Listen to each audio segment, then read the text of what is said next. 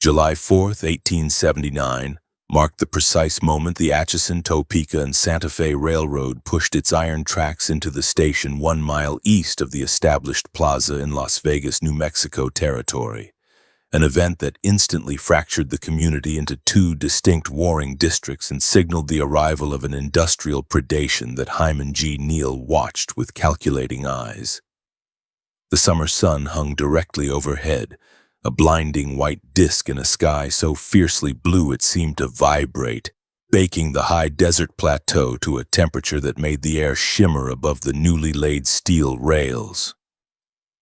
Neal stood amidst the suffocating coal smoke and the cheering throngs, a man of slight build and unimposing stature, observing the mechanics of a boomtown exploding into existence before the first train whistle had even faded.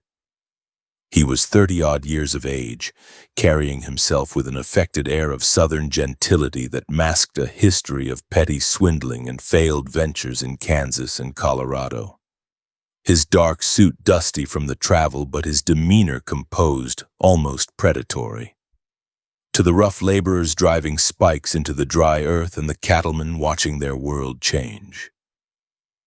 Neal was just another face in the crowd, a spectator to progress, but inside his mind he was already dissecting the chaotic energy of the scene to find the fulcrum where he could apply pressure and extract wealth. The arrival of the locomotive brought an immediate physical violence to the landscape that was unlike anything the territory had seen in its centuries of existence. Enormous steam engines, black iron behemoths weighing nearly 40 tons, screeched against the newly laid steel, discharging thick plumes of soot that coated the adobe buildings and the canvas tents alike, tasting of sulfur and burning pine. The noise was a constant rhythmic hammering, the chug-chug hiss of the pistons and the metallic clang of coupling cars that drowned out the church bells of the old plaza and the lowing of the oxen that had previously dominated the freight trails. This was not merely transportation, it was an invasion of capital and steel into a region that had previously moved at the speed of a mule wagon, a jarring acceleration of time itself. The railroad engineers, driven by the ruthless efficiency of corporate expansion, had bypassed the original settlement, the centuries-old West Las Vegas with its predominantly Hispanic population, established hierarchy, and adobe architecture, choosing instead to build their depot across the Galenas River on the open grazing land. This decision created an immediate geographical, cultural, and legal schism that Neal recognized as a fracture point ripe for exploitation. On the West Bank sat the old town, rooted in tradition, family lineage, and governed by Sheriff Romero and the entrenched Dons. On the East Bank, where Neal now stood, a shantytown of raw lumber, canvas, and ambition was rising with frantic speed to service the railroad. Traffic, a place without history and crucially without law. Neal observed that this new settlement, which would come to be known as East Las Vegas or simply Newtown, possessed no sheriff, no marshal, no court, and no jail. It was a vacuum of authority located exactly where the money was flowing, a zone of anarchy deliberately carved out by the railroad's right-of-way. He watched as passengers disembarked, their boots kicking up clouds of alkaline dust that coated their trousers and stung their eyes. These were not just settlers looking for a homestead. They were marks, walking wallets, and desperate souls. There were cattle barons with bulging wallets filled with bank drafts, railroad executives with payrolls to distribute to the track gangs, and naive laborers with wages burning holes in their pockets, looking for the nearest drink or game of chance. Following closely behind them was the predatory class, the card sharps, the prostitutes, the whiskey peddlers, the bunco steerers, and the gunmen. Neal recognized his own kind immediately, spotting the telltale signs of the grifter, the slightly too fancy vest, the eyes that never rested on one spot, the hands that were too soft for manual labor. He saw the way men touched the holsters at their hips, checking the seating of their Colts and Remingtons, and the way eyes darted toward the makeshift saloons that were already pouring cheap liquor at extortionate prices from barrels rolled right off the freight cars. The environment was hostile, filthy, and vibrant with a dangerous energy. The summer heat in the high desert plateau pushed temperatures well past 100 degrees Fahrenheit, a dry heat that sucked the moisture from a man's skin in minutes. Without a sanitation system, the new district rapidly accumulated the refuse of 2,000 transient workers and opportunists. Horse manure covered the main thoroughfare, which was little more than a widened cattle trail mixed with the sawdust and wood chips from the frantic construction of dance halls and gambling dens. The smell was a pungent, unforgettable combination of creosote from the railroad ties, unwashed human bodies, roasting meat from street vendors, animal waste, and stale beer. Neil navigated this sensory assault with a handkerchief pressed occasionally to his nose, his sharp eyes cataloging the businesses springing up like weeds after a rainstorm. The Close-In Patterson Saloon was already nailing its painted sign above the door, the hammer blows echoing like gunshots. The Exchange Hotel was booking rooms that did not yet have 4 finished walls or a roof, renting out cots in the hallways to men too tired to care about privacy. In this chaotic sprawl, Hyman Neal saw that brute force was a common currency. But organized control was non-existent, a gap in the market that was far more valuable than gold. The rough men from the Kansas cowtowns, Dodge City, Abilene, Wichita, were drifting south, drawn by the rumor that Las Vegas was the new end of the line, the new Gomorrah where the rules of civilization had not yet been written. Neil knew these men. He had operated on the fringes of their world in Dodge City, never quite a gunman himself, but always adjacent to the violence, a parasite who fed on the chaos they created. He understood that in a town without law, the man who controlled the badge controlled the crime, and the man who controlled the crime controlled the town. He did not want to be a bandit hiding in the hills, eating beans and sleeping on rocks. He wanted to be the man sitting in the office who told the bandits where to strike and took a percentage of the take for the privilege. The physical separation of the two towns by the Galenas River served as a tactical advantage for anyone looking to exploit the jurisdictional confusion. A man could commit a crime in East Las Vegas, rob a traveler, shoot a rival, cheat at cards, and flee across the wooden bridge to the old town, or vice versa, creating a bureaucratic tangle that allowed criminals to slip through the cracks while the sheriffs argued over boundaries. Neil walked the distance between the depot and the river, measuring the geography with the precision of a surveyor. The bridge was a choke point, a strategic funnel. The plaza in Old Town was a fortress of adobe walls, defensive and insular, protecting its own. The new town was open, wide, and vulnerable, a grid of dirt streets waiting to be conquered. It was here, among the wooden shacks and the tent cities that flapped in the wind, that he would plant his flag. He introduced himself simply as Hoodoo, a nickname he had picked up during his unremarkable earlier years, perhaps referencing a run of bad luck or a penchant for strange occurrences, but he spoke it with a gravity that suggested it was a title rather than a jest. In Las Vegas, he decided the name would come to mean something else, a talisman of power. He began to ingratiate himself with the local power brokers who were emerging from the chaos, the men who had capital but lacked the stomach for the violence that surrounded them. He spoke with the saloon owners who were tired of drunken cowboys shooting up their expensive back bar mirrors.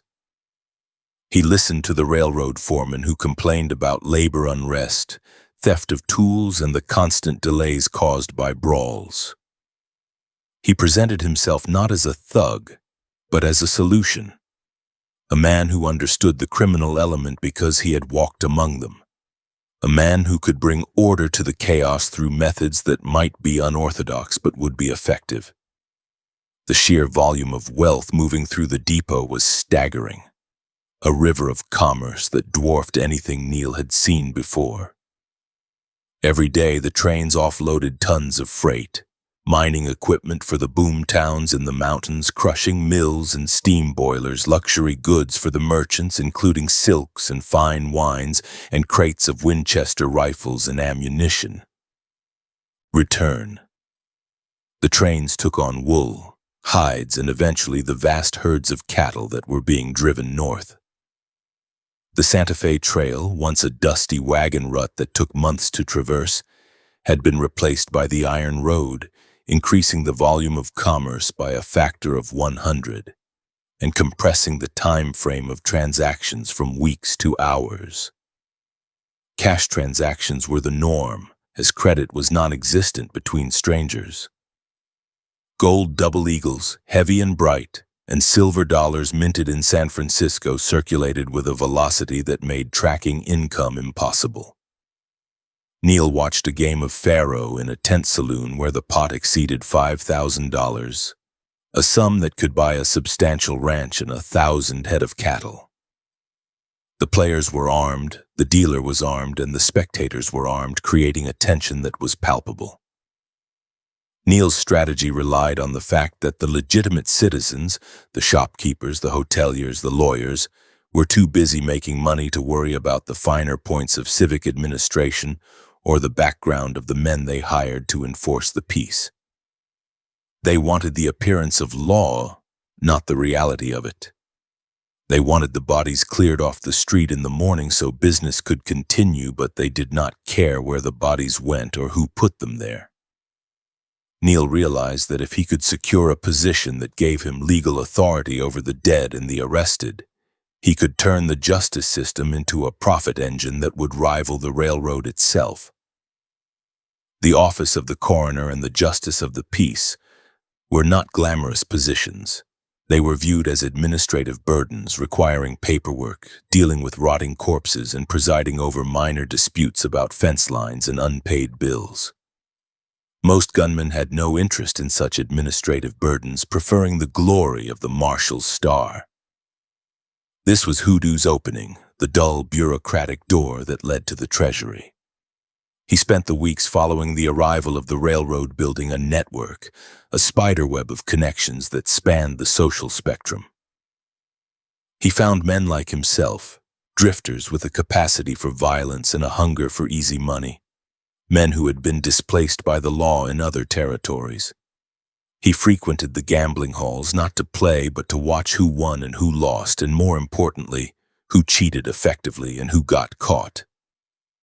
He identified the killers who were merely angry drunks, dangerous but unpredictable, and the killers who were professionals, cold and calculating.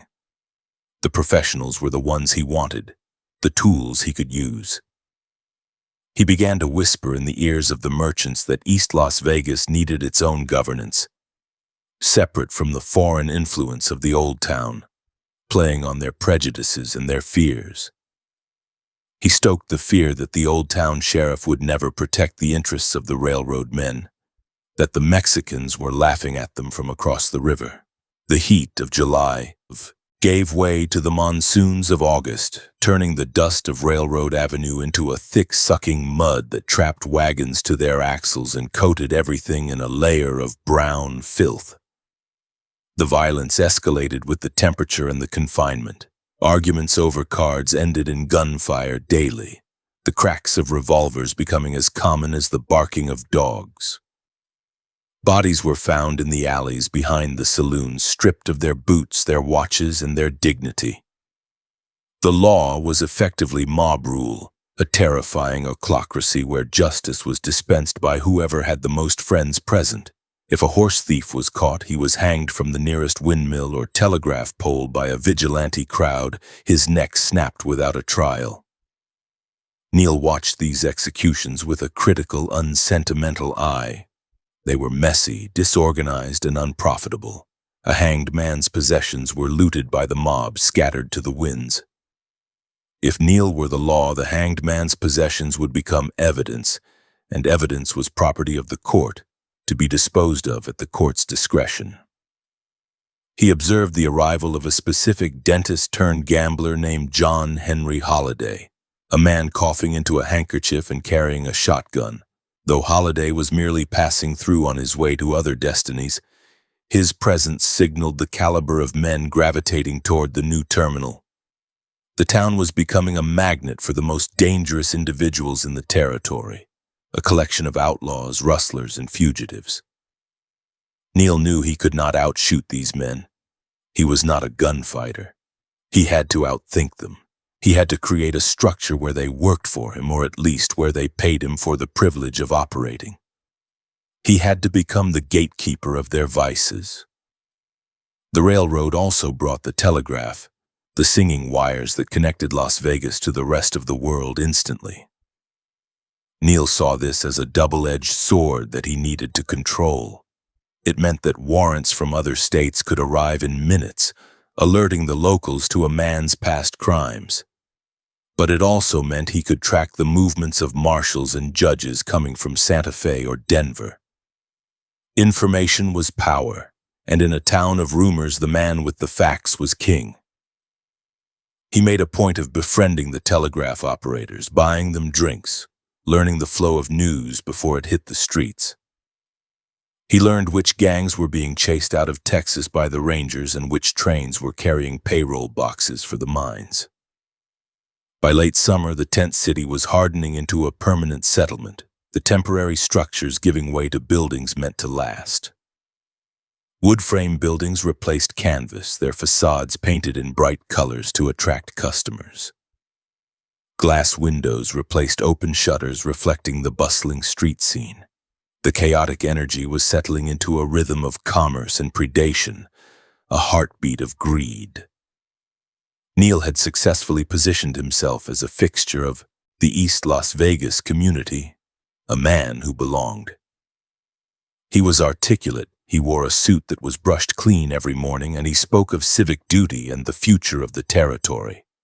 The local businessmen, desperate for stability and order, began to see him as a viable candidate for office. They did not look too closely at his background, at the gaps in his history.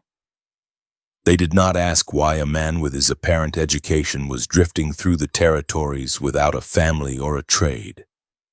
They only saw a man who was willing to do the dirty work of managing the town's vice, a man who would stand between them and the abyss. The pivotal realization for Hoodoo Brown was that the railroad had brought more than just goods. It had brought anonymity, a chance for reinvention. In a town of strangers, a man was who he said he was, and no one had the time or the inclination to check his references. There were no grandmothers to remember him as a clumsy child, no schoolmates to recall his failures, no creditors to demand payment for old debts. He could construct a persona of competence and authority from scratch, building it brick by brick like the new storefronts. He used the 4th of July celebrations, which continued in spurts for weeks with fireworks and parades, to solidify his standing. He bought rounds of drinks for the influential men. He broke up minor scuffles with words rather than fists, establishing a reputation for level-headedness and diplomacy. He surveyed the darker corners of the district, the places the respectable men pretended not to see. The opium dens that were sprouting up in the back rooms of Chinese laundries, smelling of sweet smoke and despair, and the brothels that lined the side streets, housed in cribs where women worked in shifts. These were the engines of his future empire, the silent partners in his enterprise. They generated cash daily, regardless of the cattle prices, the weather, or the railroad schedules. Men would always pay for vice. If he could tax these illicit businesses under the guise of fines, fees, and licenses, he would be wealthier than the bankers who sat in their stone offices. But to do that, he needed the badge, he needed the ledger, he needed the legal right to say who stayed in a cell and who walked free, who lived and who died.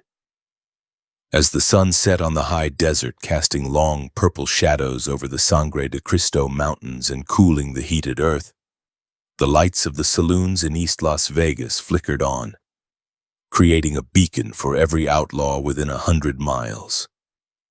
The piano music drifted out into the street, a tinny ragtime melody mixing with the shouts of teamsters, the laughter of women, and the clatter of dice. Hyman Neal stood on the porch of the newly built St. Nicholas Hotel, lighting a cigar with a steady hand. The smoke curled up into the dry air, disappearing into the night. He had arrived with the train, a passenger on the Iron Horse, but he intended to stay long after it departed. The grifter from the Midwest had found his paradise, a town with too much money, too many strangers, and absolutely no rules. The foundation was laid in the mud and the dust. The Iron Horse had done the heavy lifting, bringing the victims to his doorstep in comfortable coaches. Now all he had to do was close the trap, and he would do it with a smile and a handshake. The locals called it progress, the inevitable march of civilization. Hoodoo Brown called it the perfect setup, the greatest con he would ever play. September 1879 brought a subtle shift in the winds blowing off the Sangre de Cristo Mountains, carrying the first hints of autumn crispness that did nothing to cool the fevered expansion of East Las Vegas. The canvas tents were rapidly disappearing, replaced by false-fronted wooden structures that lined Railroad Avenue like a row of jagged teeth, transforming the temporary camp into a permanent scar on the landscape. Hyman G. Neal watched the transformation with the patience of a spider sensing vibrations in a web, observing how the chaotic explosion of the summer had settled into a steady churning rhythm of commerce and vice. The district remained a legal orphan, a chaotic satellite spinning wildly around the established order of the county seat in Old Town. This jurisdictional no-man's land, where the dust of construction mixed with the manure of 1,000 horses, was the soil in which Neal intended to plant his authority, not with a gun but with a pen and a seal of office. He did not seek the role of sheriff, a position that required riding in the saddle, tracking fugitives through the scrub brush, and engaging in gunfights in dusty canyons, work that was dangerous, exhausting, and paid a pittance. Neal aimed higher, for the gavel rather than the gun, targeting the offices of Justice of the Peace and County Coroner. These positions offered the veneer of respectability and, more importantly, total administrative control over the freedom of the living and the property of the dead. The campaign was not fought with speeches on a stump or rallies in the plaza, but in the back rooms of the newly constructed mercantile stores and the private offices of the railroad depot. Neal presented himself to the Anglo businessmen, the merchants, the saloon keepers, the freight haulers, as a man of education and resolve, a necessary bureaucrat who could tame the wild elements threatening their profits. He spoke their language, dropping references to territorial statutes and civil codes that sounded impressive to men whose expertise lay in cattle branding and dry goods inventory. He argued that East Las Vegas needed its own magistrate, someone who understood the unique challenges of a railroad boomtown, someone who would not be beholden to the interests of the old town families who viewed the newcomers with suspicion.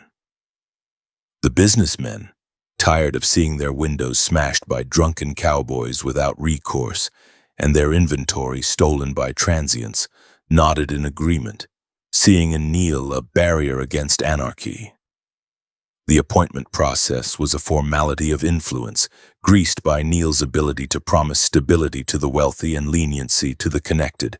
He leveraged the racial divide, positioning himself as the necessary Anglo counterbalance to the Hispanic authorities across the river, stroking the egos of the men who believed they were bringing civilization to the wilderness. When the commission papers were finally signed and delivered, Hyman G. Neal became the legitimate face of the law in East Las Vegas. He pinned no badge to his chest, for a judge needed no tin star to command fear.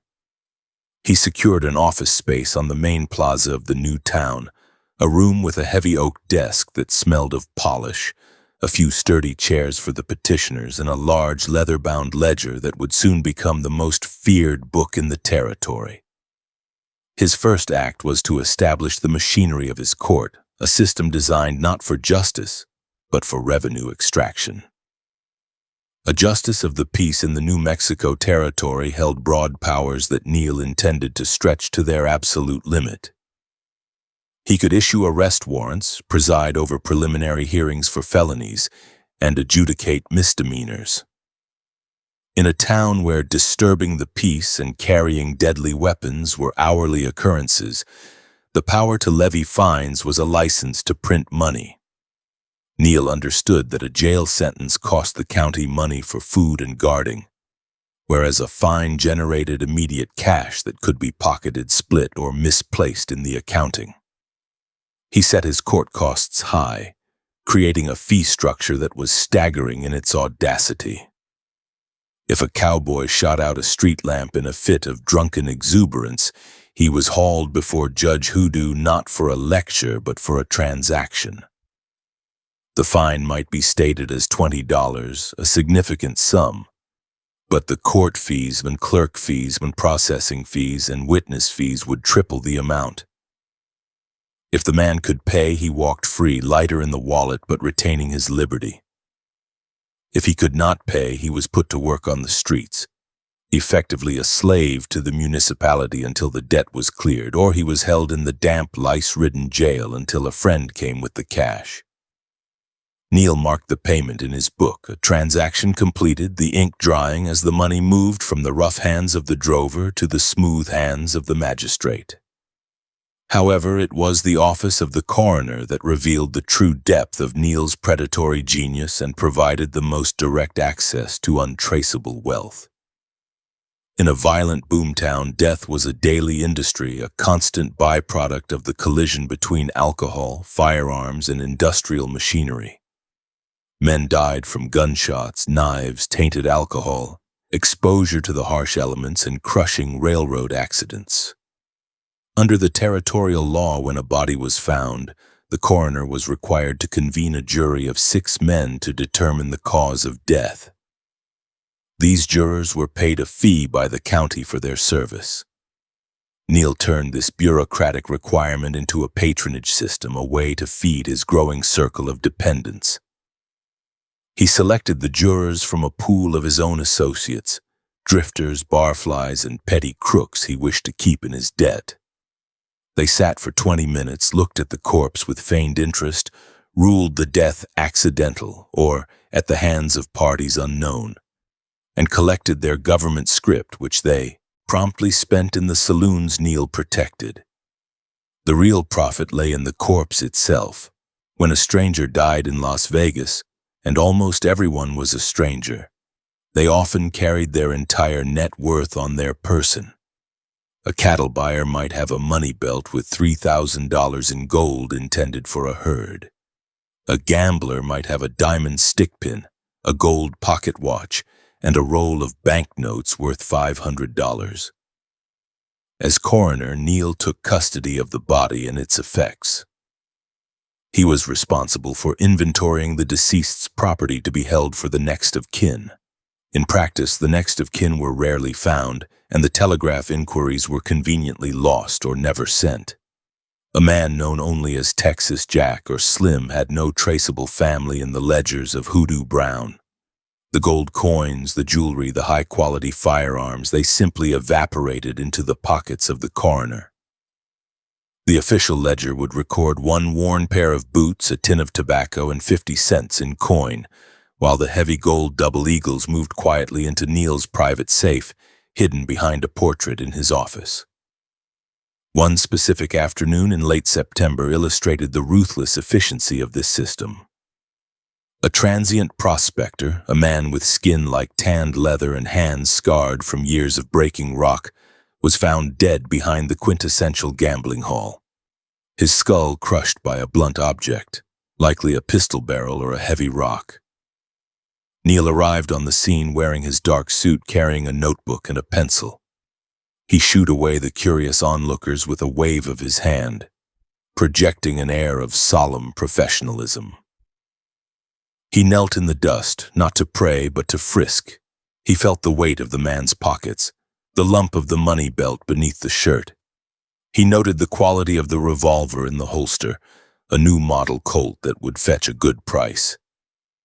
He ordered the body moved to a back room for the inquest, away from prying eyes.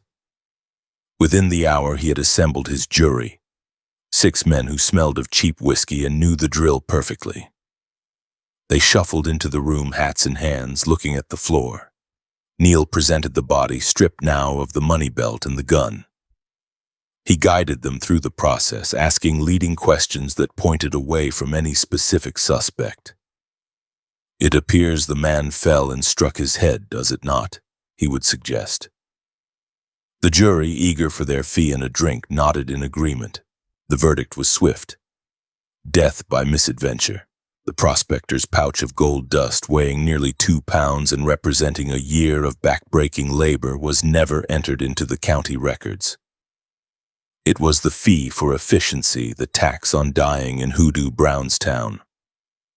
The body was buried in a pauper's grave, the location unmarked, while the gold circulated back into the economy through Neil's hands. Neil also utilized his judicial power to create a legal shield for the illicit businesses that were willing to pay. The proprietors of the gambling dens, the opium parlors, and the brothels quickly learned that a monthly visit to Neil's office prevented raids and regulatory inspections. Those who refused to pay found themselves buried under a mountain of legal harassment. Their customers were arrested for vagrancy the moment they stepped out the door. Their liquor licenses were challenged on technicalities found in dusty law books. Their signage was deemed a public hazard and ordered removed. Neil weaponized the civil code, turning the rule of law into a protection racket. He did not need to break legs. He simply applied the suffocating weight of bureaucracy until the business owners capitulated. They would come to his office, hats in hand, offering an envelope. Neil would smile, accept the donation to the Widows and Orphans Fund, and the harassment would cease instantly. The courtroom itself became a theater of intimidation, a stage where Neil played the role of the stern patriarch. He sat behind his desk, flanked by the territorial statutes, looking down at the rough men brought before him by the temporary constables. He spoke with a quiet, menacing civility, never raising his voice. He did not yell. He simply stated the cost of freedom. A man arrested for a brawl would be given a choice: pay the exorbitant fine and leave town immediately, or face a trial that would result in months of hard labor on the chain gang. Most men paid.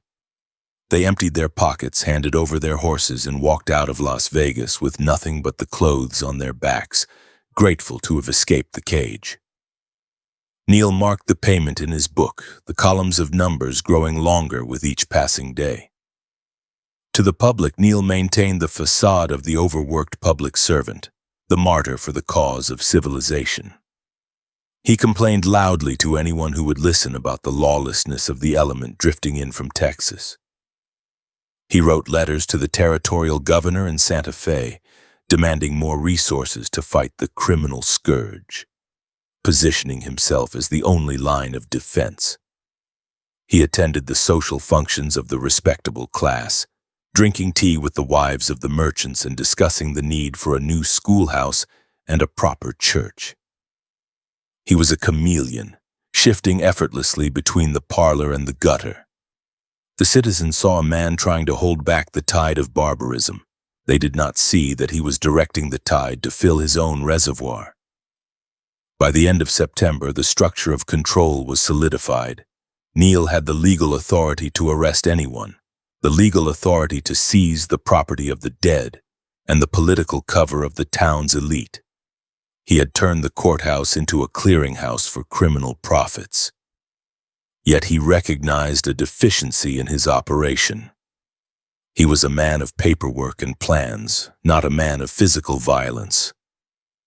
The town was filled with men who solved problems with a .45 caliber bullet. Men who did not care about gavels or ledgers. To maintain his grip, he needed more than a title. He needed a force that could project physical terror, a force that answered only to him. He needed deputies who were faster and meaner than the men they were policing. He began to scout the saloons and the jail cells for talent, looking for the specific kind of man who could serve his purpose. He did not want hotheads who killed for passion. He wanted executioners who killed for a paycheck. He observed the arrival of gunmen from the north, men with reputations that preceded them in the penny dreadfuls and the whispered stories of the trail. He saw the way the crowd parted for certain individuals, the way silence followed them into a room. He knew that to truly rule Las Vegas, he would need to deputize the wolves to guard the sheep. The sun beat down on the adobe walls of his office, the heat trapped in the thick mud bricks even as the air outside cooled with the season. Neil dipped his pen into the inkwell, the scratch of the nib the only sound in the room. He was writing a warrant for a man who had insulted a saloon owner under his protection. The charge was malicious mischief, a catch-all that allowed him to do whatever he pleased. The penalty would be whatever Neil decided it was. He blew on the wet ink, watching it dry, a small smile playing on his lips. The law was a tool, like a hammer or a shovel. In the hands of a carpenter, it built houses. In the hands of Hyman G. Neal, it built an empire. The badge he did not wear was stamped on every page of the ledger, a badge of convenience that authorized the greatest heist in the territory, the theft of an entire city's justice system. He began to formalize the relationships with the key players in the underworld. He held private meetings in the back of the billiards hall, sitting in the shadows while the balls clacked on the felt. He spoke with the leaders of the thieving rings, the men who organized the cattle rustling and the stagecoach robberies. He offered them a simple proposition. Operate within the limits he set, cut him in on the profits, and they would never see the inside of a jail cell. If they refused, he would use the full power of the county to crush them. Most accepted. It was a business decision. Paying Hoodoo Brown was a cost of doing business, like buying feed for horses or ammunition for rifles. As the month drew to a close, the intake of the court was staggering. The ledger recorded hundreds of dollars in fines, fees, and confiscated property. Neil purchased a new suit, tailored from fine wool, and a gold watch that had once belonged to a dead gambler. He walked the streets of East Las Vegas with a new confidence. He was no longer just a grifter. He was the establishment. The merchants tipped their hats to him. The criminals gave him a wide berth. He had successfully woven himself into the fabric of the town, becoming essential to its operation. The nights grew longer. Lights of the plaza burned brighter. Neil sat in his office late into the evening, counting the day's take. The gold coins stacked in neat piles on the leather surface of his desk glittered in the lamplight. This was only the beginning. He had the legal framework. He had the political cover. Now he just needed the enforcers to expand his reach. He needed men who could pull a trigger without blinking. He needed a gang. And he knew exactly where to find them. The harvest of the summer was over. The reaping of the autumn was just beginning. The grifter had become the judge, and the judge was about to become the kingpin. December 1879 descended upon the Las Vegas high plains, with a biting, relentless chill that froze the mud of Railroad Avenue into rutted iron ridges and forced the sprawling population of transients to huddle closer to the coal stoves of the saloons.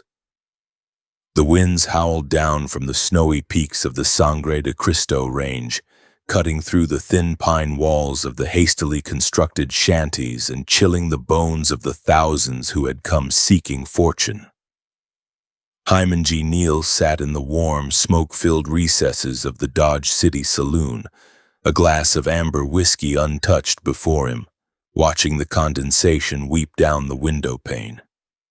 The winter had driven the rats indoors, both the four-legged kind and the two-legged variety.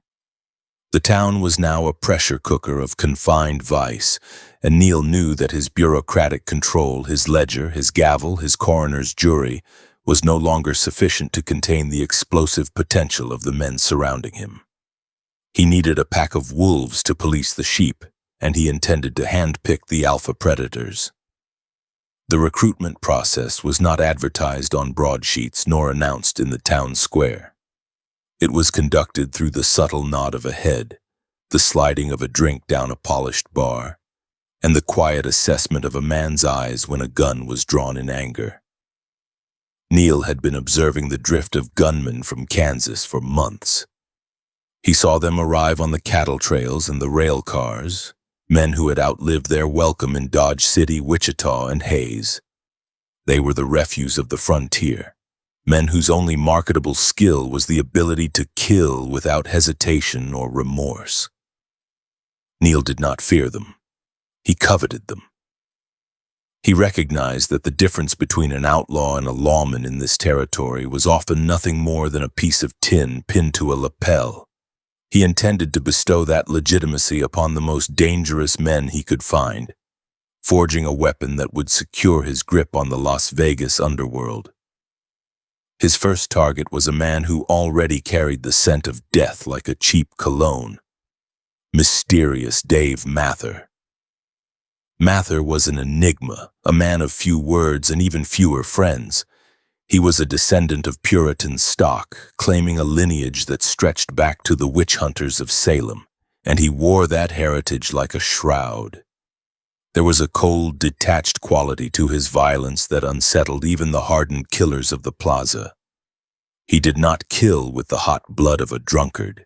He killed with the efficient precision of a butcher. Neil found him sitting alone at a faro table, his dark coat buttoned to the throat, his eyes scanning the room with a predatory stillness.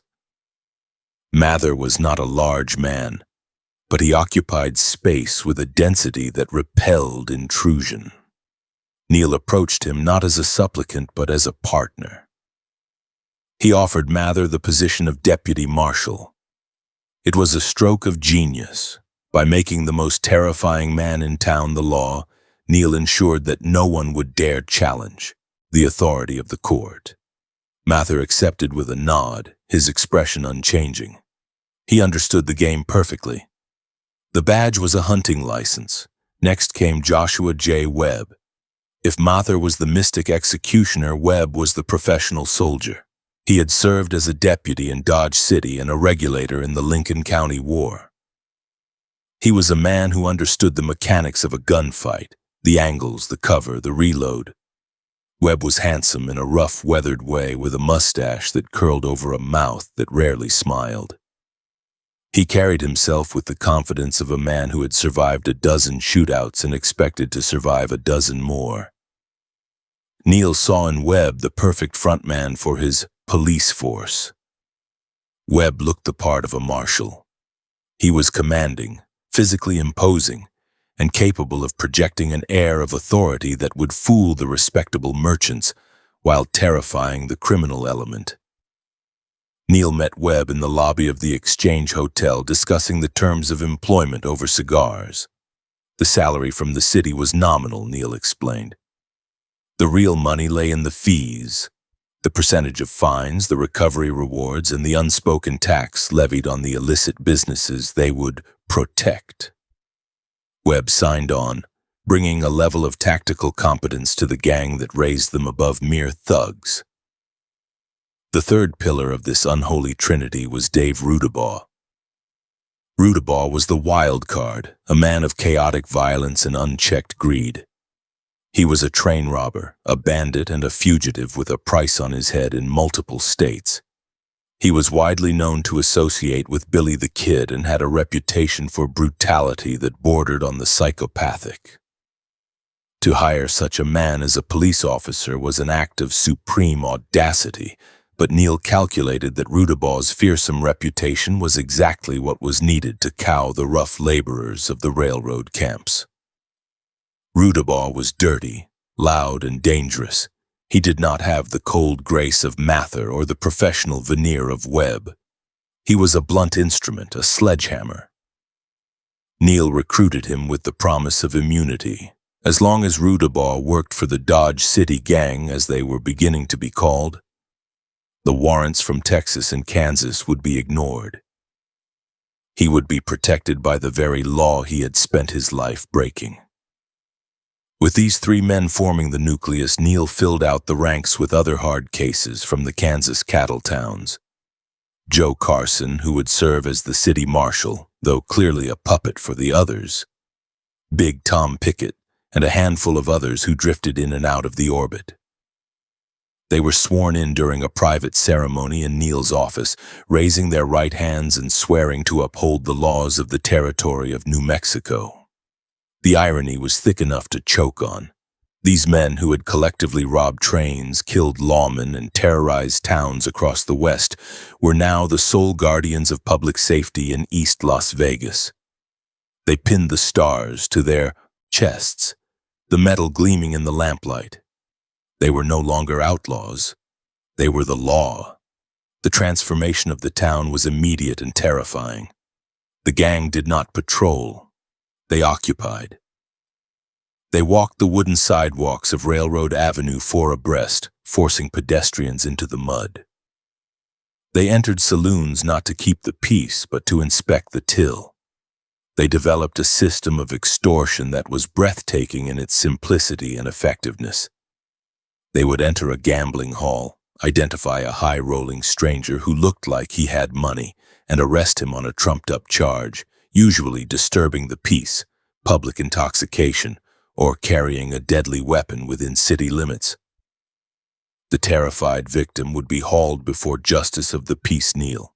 The hearing would be immediate, regardless of the hour. Neil would gravely intone the seriousness of the offense and levy a fine that coincidentally matched the exact amount of cash the victim was carrying. If the man protested, he would catch the dead-eyed stare of Mather or the hand of Rudabaugh resting on a revolver. The money would be paid. The victim would be escorted to the train station and told never to return. The fine would be split among the gang, with a generous portion going to the city coffers to keep the politicians happy. The brutality of their methods was not hidden. It was the point. One freezing night in mid-December, a cowboy from a Texas outfit made the mistake of arguing with Rudabaugh over a game of Monte. The cowboy, drunk and foolish, accused the dealer of cheating. Rudabaugh, wearing his deputy's badge, did not arrest the man. He pistol-whipped him into unconsciousness right there on the sawdust floor. The sound of the heavy Colt barrel striking bone silenced the entire saloon. Rudabaugh then dragged the man out into the street by his boots, leaving him in the freezing mud. When the cowboy woke up hours later, his pockets were empty, his gun was gone, and his horse was missing. He crawled out of town, a living testament to the new order. Stories like this spread like wildfire. The locals learned quickly, do not look the deputies in the eye, do not carry large sums of cash, and do not expect justice. Neil orchestrated this symphony of corruption from his desk. He was the brain, they were the muscle. He ensured that the paperwork was impeccable. Every arrest had a docket number. Every seized weapon was logged before disappearing. He maintained the illusion of a functioning court system. When the merchants complained about the rowdy behavior of the railroad workers, Neil sent Webb and Mather to clear out the camps. The gang would ride into the tent cities, crack skulls, burn a few shacks, and drive the workers back to their labor. The merchants applauded the restoration of order, willfully blind to the fact that their police force was a criminal syndicate. The gang also monopolized the criminal economy. They did not just shake down strangers, they controlled who could operate illegal businesses. A new brothel owner arriving in town had to pay a licensing fee to the marshal's office. If he refused, his establishment would be raided nightly until he went bankrupt. Professional thieves and con artists were allowed to operate in town, provided they kicked back a percentage of their take to the gang. It was a closed loop. If a pickpocket stole a watch, he sold it to a fence approved by the gang. If the victim complained to the police, who were the gang, would promise to investigate while wearing the stolen watch. As Christmas approached, the atmosphere in East Las Vegas became surreal. The saloons were decorated with pine boughs and ribbons. Carols were sung in the churches, and outside, the Dodge City gang ruled with an iron fist. The boys, as Neil affectionately called them, were living like kings. They wore the finest tailored suits, ordered the most expensive champagne, and dined on oysters shipped in on ice from the coast. They were the celebrities of the boomtown. They walked with a swagger that came from absolute impunity. J.J. Webb, in particular, became a darling of the local press, described as a gentleman officer, despite the notches on his gun. However, the cohesion of the gang relied entirely on the flow of money and the absence of resistance. Neil knew that they were riding a tiger. The moment the money dried up, or the moment the violence spilled over onto a respectable citizen, the fragile alliance between the gang and the town would shatter. He watched Rudabaugh closely. The man was a ticking bomb. Rudabaugh chafed at the restrictions of the lawman role. He wanted to rob the trains, not guard them. He wanted to take everything, not just a percentage. Neil had to constantly massage the egos of his killers, mediating disputes and keeping their focus on the long con. The specific mechanics of their dominance were nowhere more evident than in the handling of the bunco steerers. These were the con men who lured victims into rigged card games. The town was infested with them. Under a normal law enforcement regime, they would be arrested.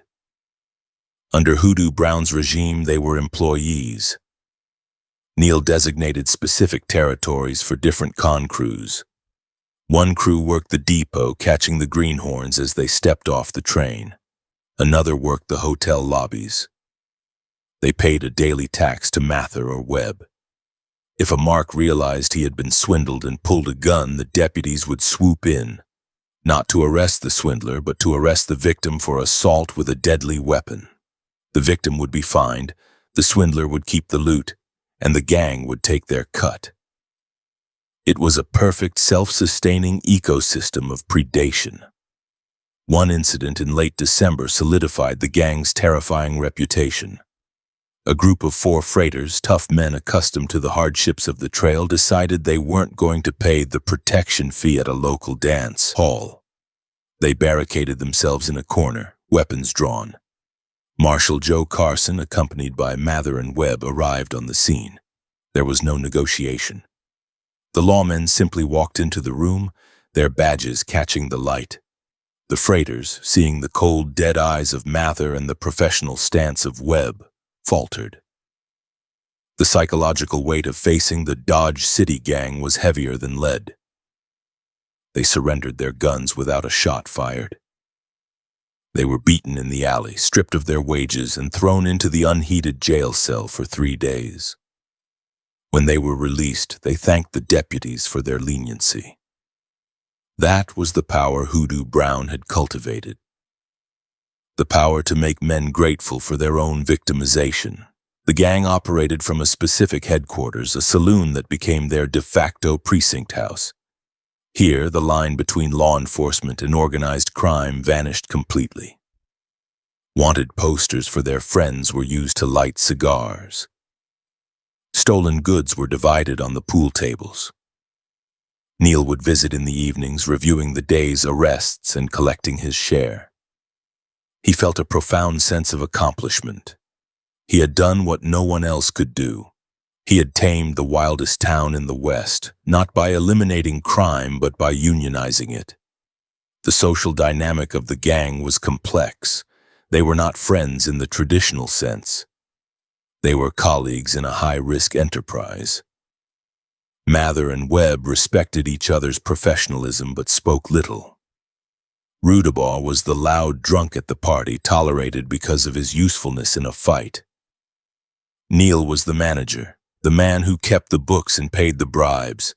They were bound together by greed and the knowledge that if one fell, they all fell. They were a brotherhood of wolves prowling the snowy streets of Las Vegas, their breath steaming in the cold air, looking for the next kill. As the year 1879 drew to a close, the grip of the Dodge City gang seemed absolute. They had silenced the opposition. They had co-opted the government. They had terrified the population into submission. The citizens of East Las Vegas lived in a state of cognitive dissonance, grateful for the protection from outside bandits while being robbed blind by their own police force. Neil sat in his office on New Year's Eve, listening to the celebratory gunfire erupting all over town. He poured himself a drink and toasted the empty room.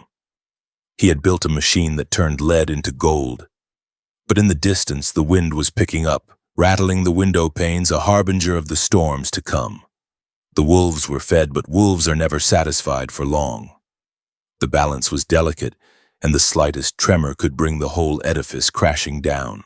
January 22nd, 1880, arrived under a shroud of heavy winter darkness, the kind of moonless obscurity that encouraged the worst impulses of the Las Vegas transient population. The temperature had dropped well below freezing, hardening the mud of Railroad Avenue into a treacherous, uneven surface that twisted ankles and cracked carriage wheels. Inside the false-fronted buildings, however, the heat was stifling, generated by cast-iron stoves, kerosene lamps, and the press of unwashed bodies. The focal point of the evening's energy was Close and Patterson's Variety Hall, a sprawling establishment that served as a saloon, theater, and gambling den. It was here, amidst the clatter of poker chips and the raucous laughter of the miners and drovers, that the fragile piece Hyman G. Neal had constructed was destined to shatter. The air inside the hall was thick with tobacco smoke, hanging in blue strata above the heads of the patrons, obscuring the ceiling and stinging the eyes. 4 men sat at a table near the center of the room, their presence radiating a belligerence that cleared the immediate area around them. They were T.J. House, James West, John Dorsey, and William Randall, cowboys who had ridden in from the surrounding cattle country with wages in their pockets and a defiant refusal to bow to the town's no-carry ordinance.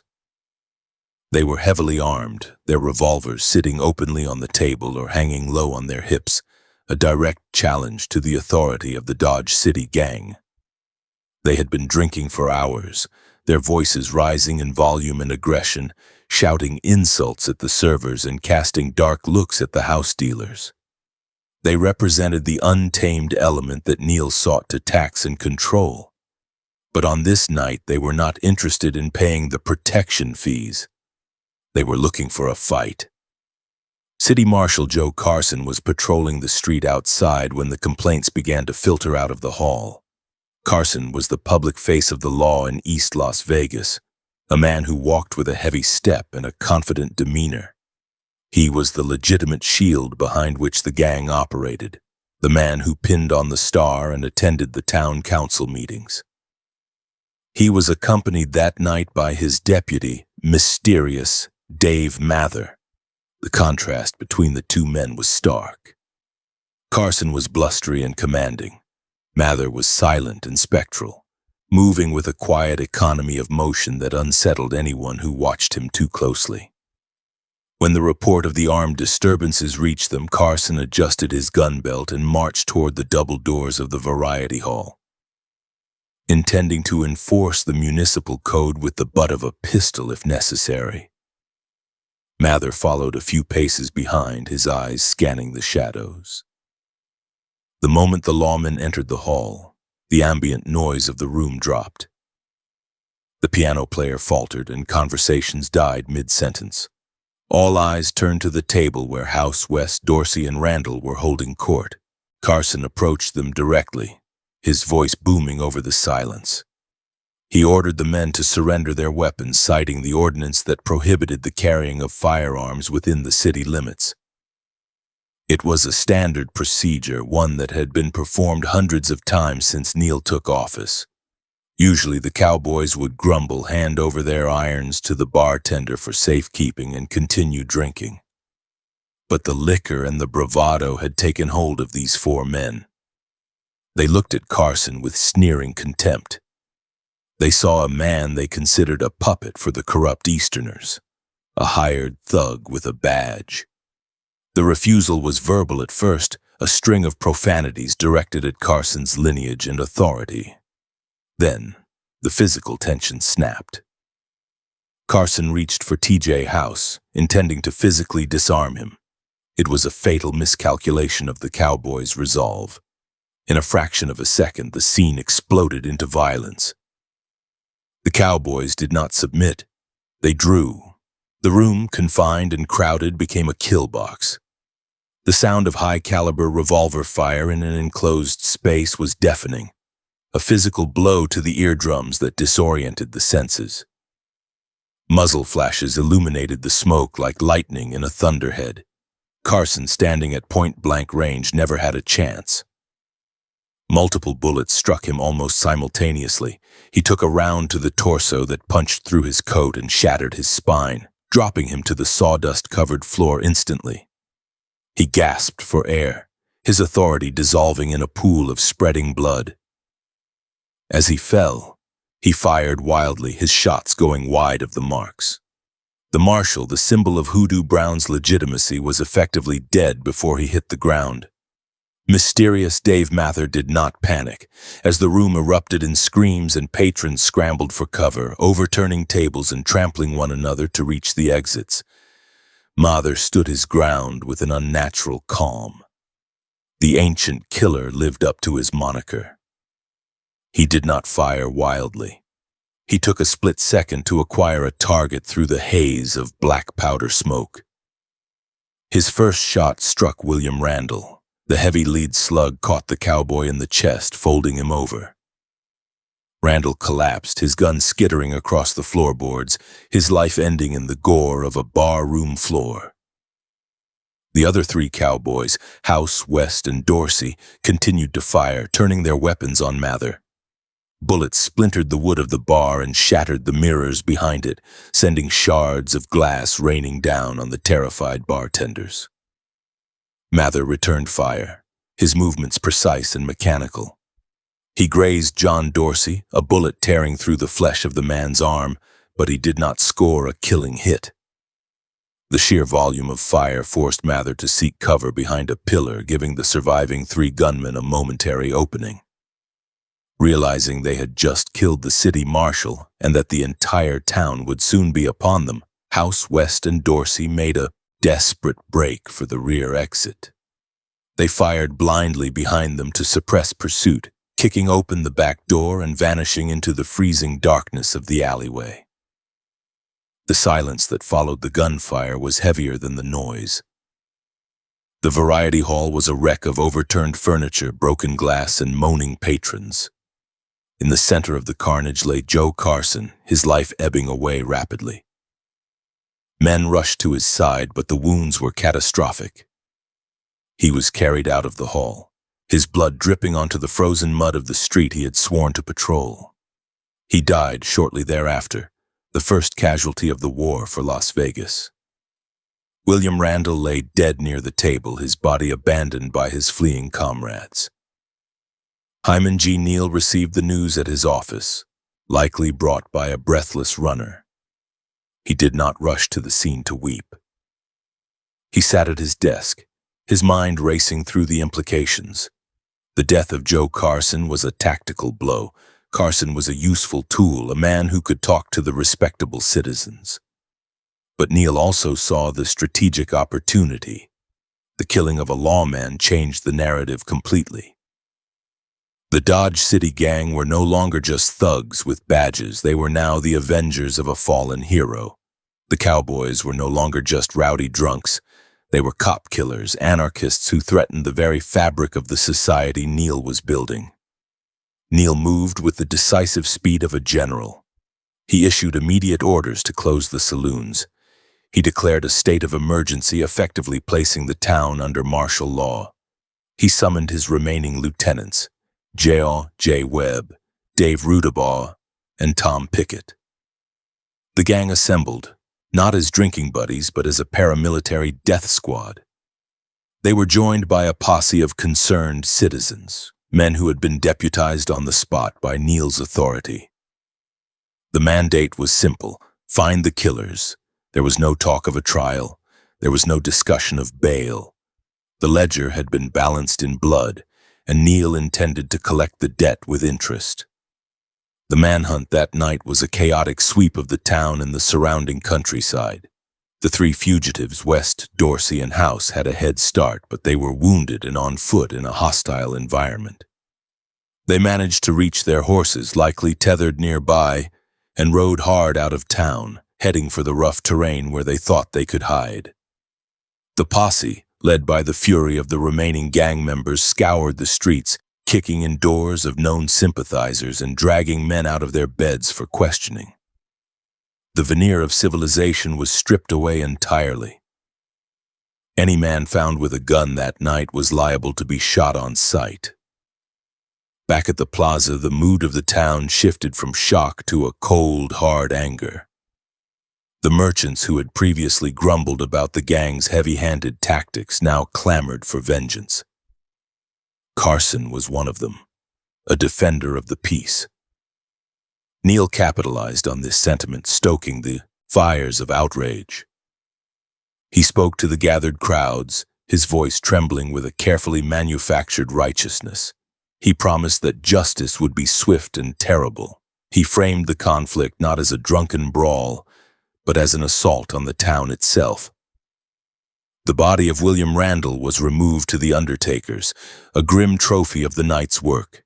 Neil, in his capacity as coroner, would eventually sign the death certificate, likely noting the cause of death as justifiable homicide by Deputy Marshal Mather.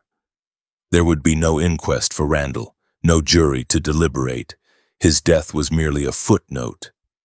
The real focus was on the three men riding into the dark, shivering in the cold wind, bleeding and terrified, knowing that the most dangerous men in the territory were coming for them. Inside the marshal's office, the mood was somber but electric. J.J. Webb, now the de facto leader of the enforcement arm, checked his weapons. Dave Rudabaugh paced the floor, his eyes bright with the anticipation of the hunt. They took the killing of Carson personally, not out of friendship, but out of professional pride. Someone had dared to strike at the pack. The response had to be so overwhelming, so brutal, that no one would ever dare to do it again. Neil authorized the release of funds to pay for horses, ammunition, and trackers. He opened the city treasury to fund the war. The Variety Hall remained closed, a crime scene marked by bloodstains and bullet holes.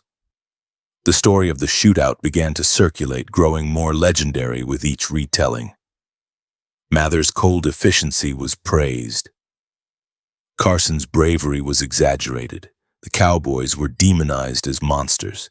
The narrative was being written in real time by the victors. Neil ensured that the telegraph wires carried the story to Santa Fe and Denver. Marshall murdered by desperados. It was a headline that garnered sympathy and support from the territorial government. As the dawn of January 23rd approached, the temperature dropped even further. The blood on the floor of the Variety Hall froze. The town of East Las Vegas sat in a tense, waiting silence. The law had fallen, and in its place something darker and more primal had risen. Hyman Neal stood at his window watching the empty street. He had lost a marshal, but he had gained a cause. The slaughter at the Variety Hall was not the end of his empire. It was the blood sacrifice that would consecrate it. The hunt was on, and Neil knew that the outcome would define the future of the town. He would not let the killers escape. He would bring them back, and he would make a show of it. The era of the Brotherhood of Wolves had truly begun, baptized in the gunpowder smoke of a Tuesday night. The posse rode out at first light, their breath steaming in the air, the hooves of their horses crunching on the frozen ground.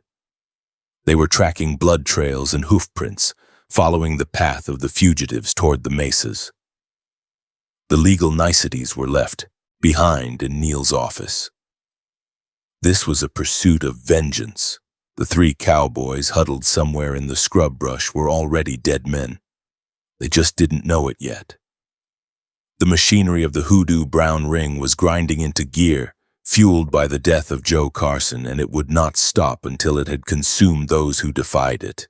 February 8th, 1880 dawned with a deceptively serene light over the snow-dusted mesas. But by nightfall, the air in the Las Vegas Plaza was thick with the suffocating tension of a community preparing to commit a collective murder.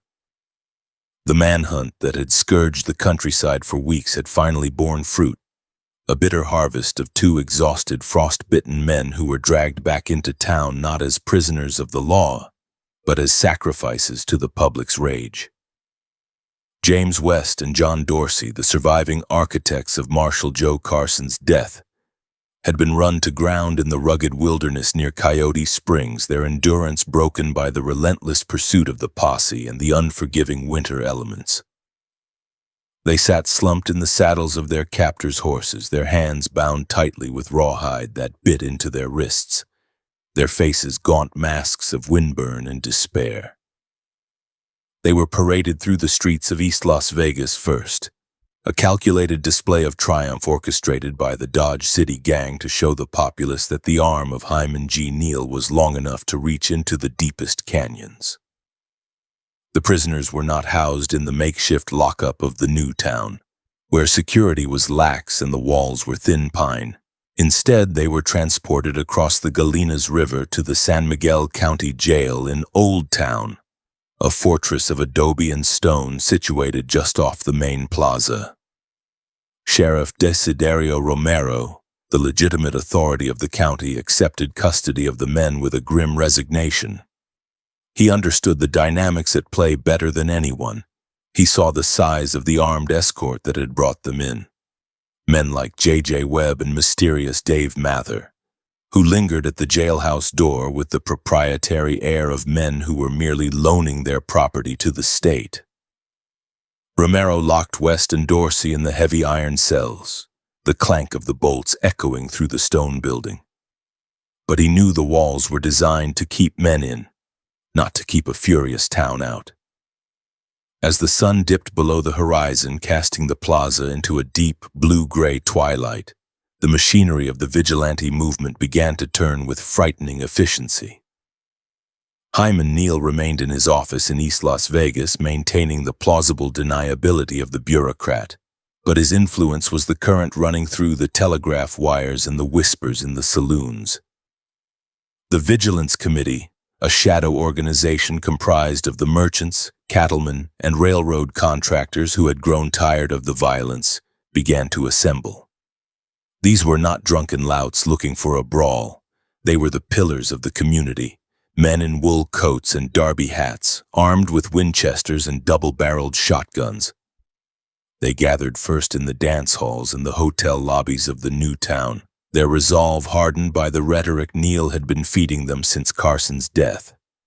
That the courts were too slow, that the jail was too porous, and that justice, to be effective, must be immediate and visible. By 9 o'clock, the mob had swelled to over 300 men.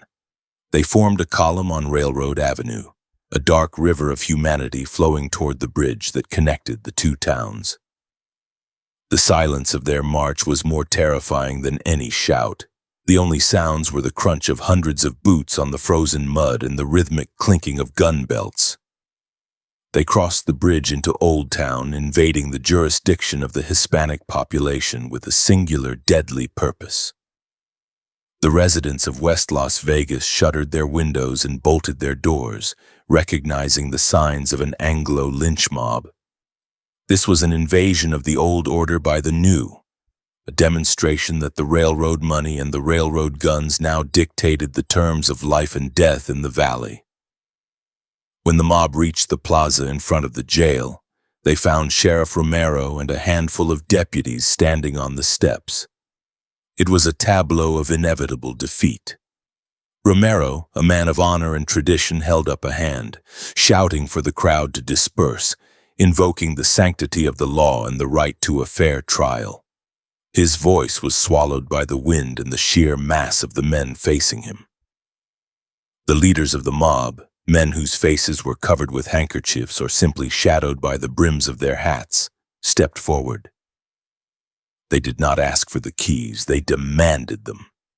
They informed the sheriff that if he resisted, the jail would be stormed and anyone standing in the way would be treated as an accomplice to the cop killers inside. The negotiation was brief. The threat of overwhelming violence was absolute. Romero, looking into the barrels of 100 rifles, stepped aside. He had done his duty to the limit of his capability. He would not die for two men who had murdered a fellow officer. The mob surged forward, the heavy wooden doors of the jail splintering under the force of sledgehammers brought specifically for the task. The sound of metal striking wood rang out like a bell, signaling the end of the judicial process and the beginning of the execution. Inside the cell, West and Dorsey heard the destruction of their sanctuary. They huddled in the corner, the bravado of the gunfight at the variety hall long gone. They were young men, barely out of their 20s, and the realization of their mortality arrived with the smell of the torch smoke drifting through the barred windows. When the cell door was finally forced open, they did not fight. They were dragged out into the biting cold of the night, their legs failing them, half carried by the rough hands of the vigilantes. The crowd roared when they appeared, a primal sound of satisfaction that vibrated in the chests of everyone present. The destination was not a tree, for the high desert plaza was devoid of timber substantial enough to support the weight of two men. In the center of the old town plaza stood a massive wooden windmill, a structure used to pump water from the well for the community. It was a towering skeleton of cross-braced timbers rising into the dark sky, its blades turning slowly in the winter breeze. It was the highest point in the plaza, a stage perfectly suited for the grisly theater Neil had intended. The mob pushed and shoved the condemned men toward the windmill, the circle of spectators tightening around the base of the tower. Ropes were produced, stiff lengths of hemp that had been coiled in the saddlebags of the cattlemen. The preparation was hasty and amateurish. There were no hangman's knots, no measured drops calculated to snap the neck and provide a mercifully quick death. These were lynchings, designed to strangle. The ends of the ropes were tossed over the high crossbeams of the windmill's support structure. The nooses were fashioned with simple slip knots and cinched tight around the necks of West and Dorsey. The rough fibers bit into the skin of their throats, choking off their protests before they could fully form. The men were given no time for last words, no priest to absolve them of their sins. The leaders of the mob, anxious to conclude the business before the territorial authorities could intervene, gave the signal. Dozens of hands grabbed the loose ends of the ropes. With a collective heave, James West and John Dorsey were hoisted off the frozen ground. They did not drop. They were hauled up, hand over hand, thrashing and kicking against the empty air. The physics of the hanging meant that their deaths were agonizingly slow. They spun at the ends of the ropes, their boots scraping against the wooden legs of the windmill, their faces turning purple in the torchlight as the air was crushed from their lungs. The brutality of the scene escalated as the men swung. The crowd, worked into a frenzy by the sight of the killers, began to draw their revolvers. It was not enough to see them hang. The community demanded a visceral participation in their destruction. A single shot rang out, followed instantly by a fusillade. Hundreds of bullets tore through the night air, striking the suspended bodies. The corpses jerked and danced under the impact of the lead, spinning wilder with each hit. The sound of the gunfire was deafening, echoing off the adobe walls of the plaza and rolling out into the desert. It was a firing squad combined with a hanging, a total obliteration of the human form. Splinters of wood from the windmill flew into the crowd as stray shots struck the supports, but no one ceased firing until the hammers clicked on empty chambers. When the smoke finally cleared, drifting lazily through the beams of the moonlight, the bodies of West and Dorsey hung limp and riddled with holes, swaying gently in the wind. The silence returned to the plaza, heavier now, burdened with the collective guilt and satisfaction of the act. The leaders of the vigilantes ordered the crowd to disperse, to go home to their families and their businesses. They melted away into the shadows, leaving the dead men as a warning. The message was clear. There was no sanctuary in Las Vegas for those who killed a lawman, and the legal niceties of a trial were a luxury the town could no longer afford. Hyman Neal did not attend the hanging. He remained in the new town, drinking coffee in the back of the St. Nicholas Hotel. He did not need to see the bodies to know that his position was secure. By allowing the mob to exact this vengeance, he had achieved 3 critical objectives. First, he had eliminated the men who had killed his marshal, satisfying the blood debt of the gang. Second, he had saved the county the expense of a trial and the risk of an acquittal or escape. Third, and most importantly, he had demonstrated to the entire territory that the Dodge City gang had the tacit support of the people. The vigilantes believed they had acted independently, but Neal knew better. He had created the conditions, he had stoked the anger, and he had instructed his deputies to stand down and let the will of the people take its course. The morning of February 9th revealed the full horror of the night's work. The sun rose over the Sangre de Cristos, illuminating the old town plaza with a harsh, unforgiving light. The windmill stood stark against the blue sky, the 2 bodies still suspended from its beams, stiff with rigor mortis and the freezing cold.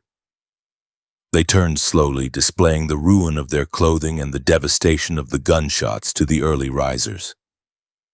Parents hurried their children past the site, covering their eyes while the rougher elements of the town gathered to gawk and point. The sheriff eventually cut them down, the frozen ropes sawed through with a knife, and the bodies were carted off to the potter's field, unceremoniously dumped into shallow graves. The psychological impact on the town was profound.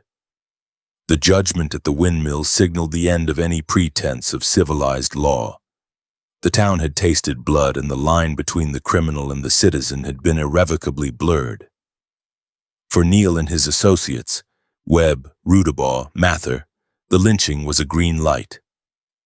They saw that the town was willing to tolerate, even participate in extreme violence if it was framed as justice. They realized that they could operate with even greater impunity. If they killed a man in the street, who would arrest them? The sheriff who had surrendered his jail? The citizens who had pulled the ropes? In the days following the lynching, the gang's swagger became more pronounced. They walked the streets not as public servants, but as conquerors. J.J. Webb, in particular, took the lesson to heart. He saw that a badge was a shield that protected him from the consequences of his actions. He began to carry himself with a darker arrogance, his hand hovering closer to his gun. The gang began to enforce their own version of the Vigilance Code, threatening anyone who spoke out against them with the same fate as West and Dorsey. "You'll look good hanging from the windmill" became a common threat in the saloons of East Las Vegas, a shorthand for the absolute power the gang now wielded. The physical environment of the town seemed to darken in the wake of the execution.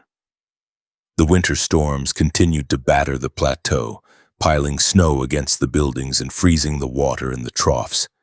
The windmill, once a symbol of life-giving water, was now a monument to death. Local superstitions began to take hold. People claimed they could hear the creak of the ropes in the night wind, or that the water pumped from the well tasted of iron and blood. The location became a place to avoid after dark, leaving the plaza to the ghosts and the stray dogs. Neal used the event to tighten his financial grip. He raised the protection rates for the gambling halls, citing the need for increased security to prevent further unrest. The saloon owners, having seen what happened to those who crossed the line, paid without complaint. The revenue flowing into Neal's office increased. He hired more deputies, expanding the gang's numbers with hard cases who drifted in, attracted by the stories of a town where the lawmen were the wildest outlaws of all. The capture of the third man, T.J. House, remained a loose end in the narrative, but in the grand scheme of Neal's empire it was irrelevant. House was wounded and fugacious, a non-entity compared to the symbolic power of the two men swinging in the plaza. The windmill lynching solidified the narrative that Las Vegas was a place of swift, brutal retribution. It attracted a certain type of man, the kind who thrived in chaos and repelled the timid. The population hardened. The conversations in the mercantiles were hushed. The town was holding its breath, waiting for the next eruption. For Hyman G. Neal, the justice of the peace, the lynching was a successful administrative action. He opened his ledger on the morning of February 9th and noted the closure of the case against West and Dorsey. There were no court costs to file, no defense attorneys to wrangle, no appeals to the territorial governor. It was clean, efficient, and final. He dipped his pen in the ink, the scratching sound the only noise in his warm office, while outside the town shivered in the cold shadow of the windmill. The law had been upheld according to the gospel of Hoodoo Brown, and the empire was stronger for it. The foundation of his power was no longer just greed, it was terror. And terror was a currency that never devalued. March 2nd, 1880, arrived with the deceptive promise of spring, the sun melting the ice on the roofs of Railroad Avenue and turning the streets into a quagmire of thick, clinging clay. The town of East Las Vegas was bustling, the air filled with the sounds of hammers striking nails and the shriek of locomotive whistles, a symphony of progress that masked the rotting corruption at its core. In the weeks following the windmill lynchings, the Dodge City gang had operated with a terrifying arrogance, convinced that the public's participation in the execution of the cop killers was a permanent endorsement of their methods. They were wrong. The tolerance of the merchant class was a finite resource, measured in ledgers and profit margins, and on this Tuesday morning the gang was about to overdraw their account. The target they selected for their next predation was not a fugitive or a rustler, but a man named Michael Kelleher, a decision that would strip away their badge-polished veneer and reveal the simple brigands beneath. Michael Kelleher was a freighter from Dakota Territory, a man of substantial girth and booming voice who had arrived in Las Vegas at the head of a wagon train. He was the archetype of the men who built the West, rough-handed, hard-working, and fond of celebrating the end of a long, dangerous trail with excessive consumption of alcohol. He was not a criminal. He was a customer. He had just been paid for his cargo and his pockets were heavy with the proceeds. Reports circulating among the observant barmen placed the sum between $1,100 and $2,000 in cash, mostly in large denomination banknotes and gold double eagles. Kelleher was spending this money freely in the Goodlet and Roberts saloon, buying rounds for the house, shouting toasts and displaying the thick roll of currency with the reckless abandonment of a man who believed his size and his money insulated him from harm. Hyman G. Neal sat in his office, the door ajar to admit the milder air, listening to the reports brought to him by his runners. The intelligence network he had constructed was efficient. He knew Kelleher's name, his business, and the estimated weight of his wallet before the freighter had finished his third whiskey. To Neal, Kelleher was not a human being. He was a mobile treasury, an asset to be liquidated. The previous victims of the gang had been undesirables, men the town was happy to see dead. Kelleher was different. He was part of the legitimate economy. But greed is a blinder, and the gang had grown accustomed to taking what they wanted without consequence. Neal signaled for his enforcer, City Marshal J.J. Webb, to handle the situation. The order was not written, but the understanding was implicit. Separate the man from his money using the authority of the law. J.J. Webb entered the Goodlet and Roberts saloon shortly after the noon hour. He was not alone.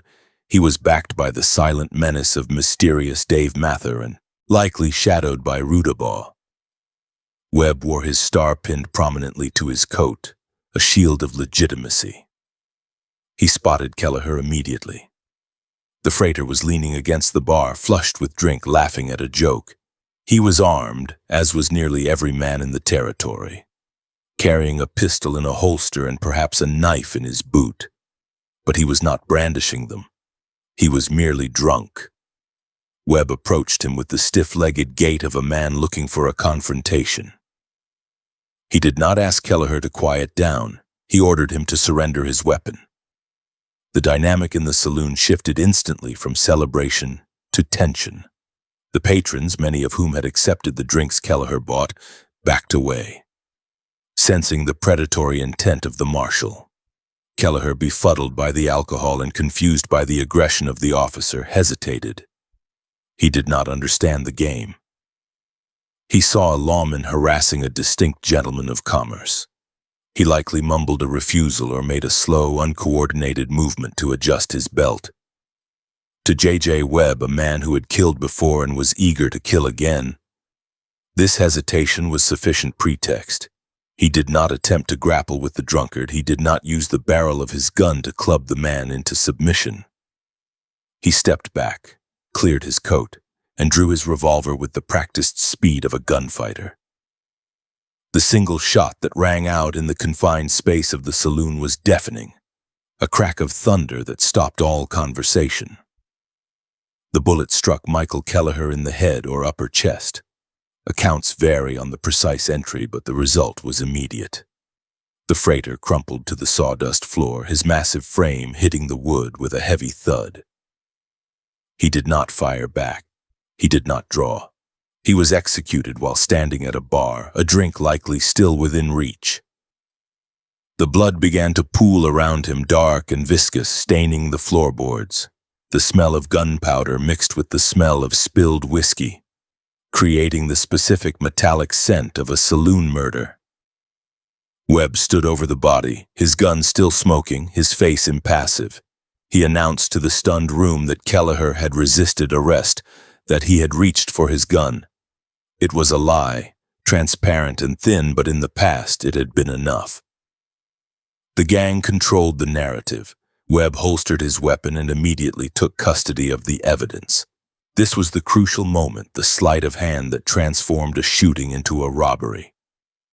He bent down and rifled through the dead man's pockets. He removed the pistol, the watch, and most importantly, the thick roll of cash that Kelleher had been flashing only minutes before. Hyman Neal arrived on the scene with the speed of a carrion bird spotting a carcass. As the county coroner, the body was his legal jurisdiction. He took charge of the scene, ordering the room cleared of gawkers. He instructed his deputies to move the corpse to a back room or the undertaker's facility for the inquest. The swiftness of the administrative process was dazzling. Neal convened a coroner's jury within the hour. The jury was composed entirely of men loyal to the Hoodoo Brown ring, saloon swampers, petty gamblers, and members of the Dodge City gang itself. They stood around the cooling body of Michael Kelleher not to determine the truth, but to rubber stamp the fiction Webb had created. The inquest was a farce of judicial procedure. Neal, acting as the coroner, presented the facts. He stated that Marshal Webb had been performing his sworn duty to disarm a dangerous public nuisance. He claimed that Kelleher had been belligerent and had attempted to draw on the officer. The witnesses called were the very men who had committed the crime or their associates. No independent merchants or freighters were invited to testify. The jury deliberated for a matter of minutes before returning the verdict Neal required. Justifiable homicide. J.J. Webb was exonerated of all wrongdoing before the blood on his boots had even dried. However, the true crime was revealed in the inventory of the deceased's estate, when Hyman Neal opened the official ledger to record the personal effects of Michael Kelleher. The numbers he wrote were a brazen insult to the intelligence of the entire town. Kelleher was known to have over $1,000 on his person. Neal recorded the sum found on the body as something absurdly low. Sources indicate the official record showed mere pennies, or perhaps a sum as low as $40. The vast majority of the money, the gold and the banknotes, had vanished into the pockets of Webb, Neal, and the inner circle. It was a theft so obvious, so clumsy in its execution that it could not be ignored. The news of the killing and the subsequent theft spread through Las Vegas with the speed of a prairie fire. This was different from the killing of the cowboys at the Variety Hall. Those men had been rowdy, dangerous threats to the town's safety. Kelleher was a businessman. He was a freighter, a crucial link in the supply chain that kept the merchants stocked. Every store owner, every rancher, and every railroad contractor looked at the dead body of Mike Kelleher and saw themselves. They realized with a cold, sinking dread that the law they had hired to protect them was now hunting them. The badge was no longer a shield, it was a license to plunder. The butcher's bill had arrived. The term referred not just to the cost of the funeral, but to the price the town was paying for its deal with the devil. The merchants calculated the cost of the gang's protection against the reality of the gang's predation. If a man could be shot down in broad daylight for the crime of having money, then no one was safe.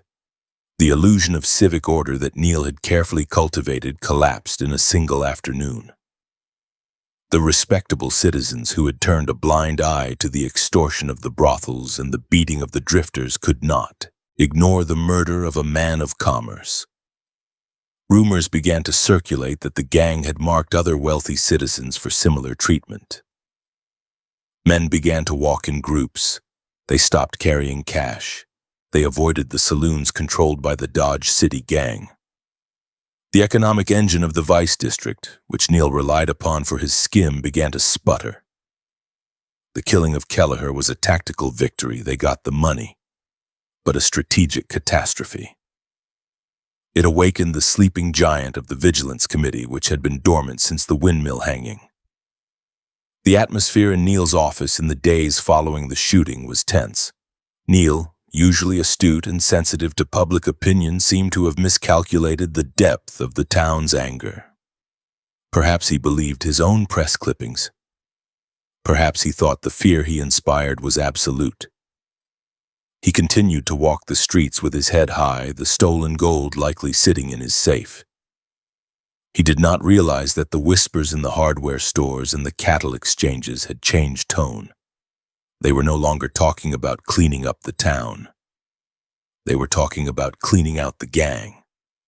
The discrepancy in the money became the focal point of the outrage. It was tangible proof of corruption. If Kelleher had simply been shot, it might have been debated as a tragic misunderstanding.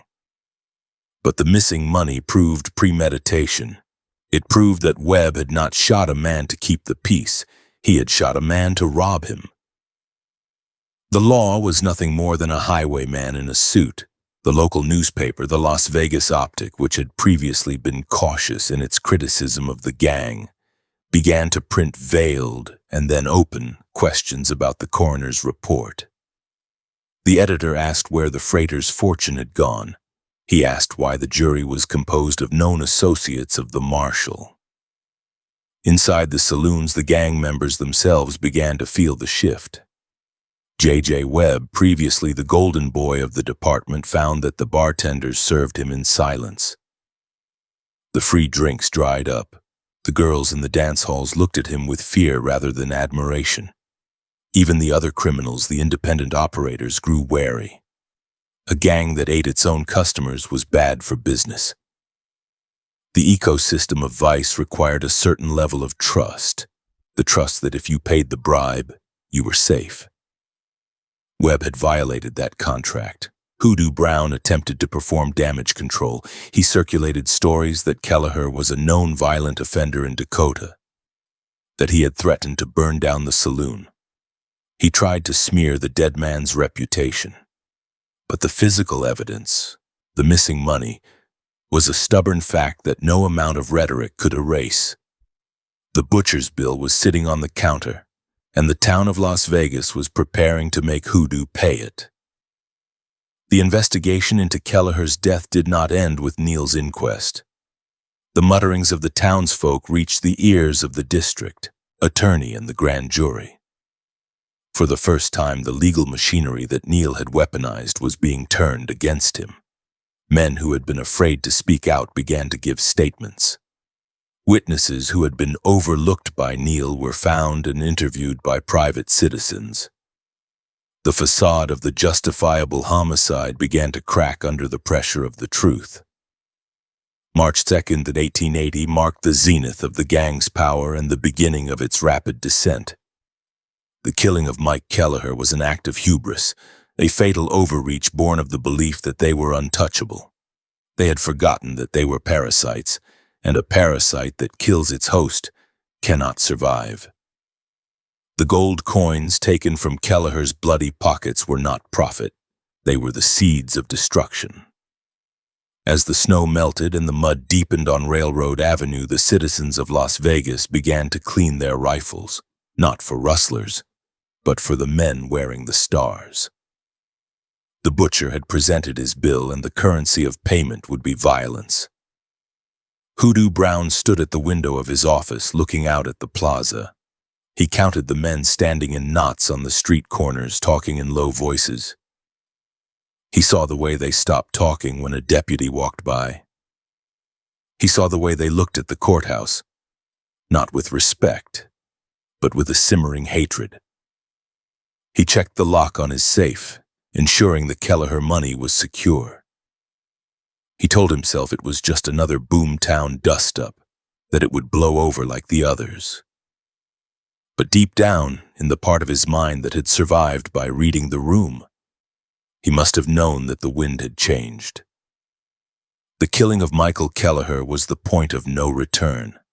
The narrative of the Law and Order gang was dead, lying on the floor of the Goodlet and Roberts saloon, bleeding out alongside the freighter from Dakota. The era of the grifter was ending. The era of the vigilante was returning, and this time the rope would be sized for a different neck.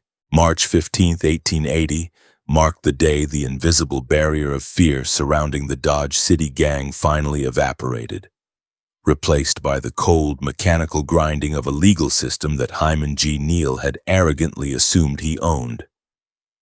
The transition was not marked by a gunshot, but by the scratching of pens on parchment and the murmurs of men gathering in rooms where the justice of the peace was not invited. The killing of Michael Kelleher and the subsequent looting of his corpse had been the catalyst, but the reaction was a slow-moving landslide of civic outrage that now threatened to bury the entire criminal administration of East Las Vegas. The town was no longer a collection of disjointed strangers trying to get rich. It had become a community united by a singular burning grievance against the men wearing the stars. The silence that had previously greeted the gang's atrocities was replaced by a low, constant hum of conspiracy in the hardware stores, the livery stables, and the private parlors of the merchant class. The focal point of this counterinsurrection was the convening of the San Miguel County Grand Jury. Unlike the coroner's juries that Neal handpicked from the gutter to rubber stamp his murders, the grand jury was a creature of the territorial court, drawn from the voter rolls of the entire county. This meant that the jury pool included the established Hispanic families of Old Town and the wealthy Anglo ranchers who had watched the rise of Hoodoo Brown with growing disgust. Neal found his influence, which was absolute in the saloons of Railroad Avenue, withered to nothing when it tried to cross the Galenas River. He could not bribe these men with whiskey or threaten them with a night in the calaboose. They were men of property and lineage, backed by the authority of the district court judges who rode the circuit from Santa Fe. The sessions of the grand jury were held in the Adobe Courthouse in West Las Vegas, a physical location that placed the proceedings squarely in the territory of Sheriff Desiderio Romero. The environment was austere and serious, smelling of dust and old paper. The jurors listened to testimony that dismantled the official version of the Kelleher shooting piece by piece. Witnesses who had been terrified to speak to Marshal Webb found their courage in the sanctuary of the grand jury room. They testified that Kelleher had not drawn his weapon. They testified that he was drunk and confused, not dangerous. Crucially, they testified to the amount of money the freighter had carried, a sum that exposed the official coroner's report as a fraudulent document. The discrepancy between the thousands Kelleher was known to possess and the pittance recorded by Neal was the smoking gun. It transformed the incident from a questionable shooting into a capital crime committed for profit. Hyman Neal watched these developments from his office in the new town with a growing sense of claustrophobia. For months, he had manipulated the law like a magician, making crimes disappear and money appear. Now the law was functioning as it was intended, as a relentless engine of fact-finding, and he had no way to stop it. He sent runners to the courthouse to gather news, but the proceedings were secret. The lack of information was a torture in itself. He drank heavily, the whiskey failing to dull the sharp realization that his shield of legitimacy was cracking. The businessmen who had once greeted him with smiles now crossed the street to avoid him. The protection payments from the brothels began to arrive late or light, a sign that the underworld sensed weakness in the leadership. The hammer fell when the grand jury returned a true bill of indictment against J.J. Webb for the crime of murder in the first degree. The charge was not manslaughter. It was not second-degree murder. It was a capital charge, punishable by hanging. The shock of this indictment reverberated through the gang. They had assumed, with the narcissism typical of tyrants, that they were the law. The idea that the city marshal, the man who commanded the streets, could be indicted for doing his job as they saw it, was incomprehensible to them. It signaled that the rules of the game had changed overnight. They were no longer the hunters, they were the quarry. The arrest of J.J. Webb was a scene of tense, surreal theater. It did not happen in a shootout, but in a confrontation of jurisdictions. Sheriff Romero, armed with the indictment and backed by a posse of his own deputies, crossed the bridge to serve the warrant. He found Webb in the plaza of East Las Vegas. The two men, both wearing badges, stood facing each other. Webb, surrounded by his cronies, Rudabaugh, Mather, Pickett, looked at the warrant with a sneer of disbelief. He was the king of this town. He was the man who had gunned down Kelleher. He fully expected Hoodoo Neal to step in, wave a piece of paper, and make the problem go away. But Neal did not step in. He could not. The indictment came from a higher court, effectively superseding his authority as a justice of the peace. Neal knew that any attempt to interfere physically would bring the territorial militia or the U.S. Marshals down upon them. He signaled Webb to surrender, assuring him that it was a temporary inconvenience, that they would have him out on bail by dinner time. Webb, trusting in the system that had protected him for so long, unbuckled his gun belt. He handed his weapons to Rudabaugh, not Romero, a final act of defiance. He allowed himself to be taken into custody, walking with a swagger that suggested he was merely humoring the sheriff. The procession back to the old town jail was watched by hundreds of citizens. It was a visual confirmation that the tide had turned. The feared Marshal Webb, the gentleman killer, was in irons. He was led not to the flimsy wooden jail in the new town, where the gang could have easily intimidated the jailer, but to the stone fortress in Old Town. The heavy door slammed shut, separating the muscle of the operation from the brain. For the first time since their arrival, the Brotherhood of Wolves was physically divided. The bail hearing that followed was the moment reality crashed down upon the gang. Neal hired the best defense attorneys money could buy, utilizing the funds stolen from Kelleher to pay for Webb's defense. They argued passionately before the district judge that Webb was a law enforcement officer acting in the line of duty, that he was a pillar of the community, and that he posed no flight risk. They demanded bail be set at a reasonable amount, prepared to pay whatever figure was named. The prosecution, however, was prepared. They presented the evidence of the missing money. They presented the testimony of the witnesses who saw a cold-blooded execution. They argued that Webb was a menace to society and a flight risk of the highest order given his association with known outlaws like Rudabaugh. The judge, a man who had likely read the editorials in the Optic and sensed the mood of the populace, ruled against the defense. Bail was denied. J.J. Webb would remain in custody until his trial. The denial of bail was a catastrophe for Hoodoo Brown. It stripped him of his enforcer, and worse, it showed the gang that he could no longer protect them. The invincibility of the Hoodoo Ring was revealed to be a myth. Inside the jail, Webb's arrogance began to curdle into fear. He realized he had been abandoned to the wolves of the legal system. Outside, the remaining members of the gang, Rudabaugh, Mather, Pickett, reacted with a mixture of panic and aggression. Without Webb to impose discipline and with Neil distracted by the legal crisis, the gang began to fray. They drank more. They became more volatile. They harassed citizens on the street, not as part of a calculated extortion racket, but out of sheer spite and frustration. The breakdown of order in East Las Vegas accelerated. The police force was effectively leaderless. Crimes were committed and no one responded. Or worse, the deputies committed the crimes themselves and then laughed about it. The merchants, seeing the collapse of the protection they had paid for, stopped paying altogether. They began to arm themselves openly. The Vigilance Committee, previously a shadowy group of whisperers, began to hold larger meetings. They printed flyers. They recruited members. The notice was drafted, a warning to the criminal element that their time was up, though it would not be posted until the tension reached its breaking point. Hyman Neal sat in his office, the walls closing in. He reviewed his ledgers, looking for a way to salvage the situation.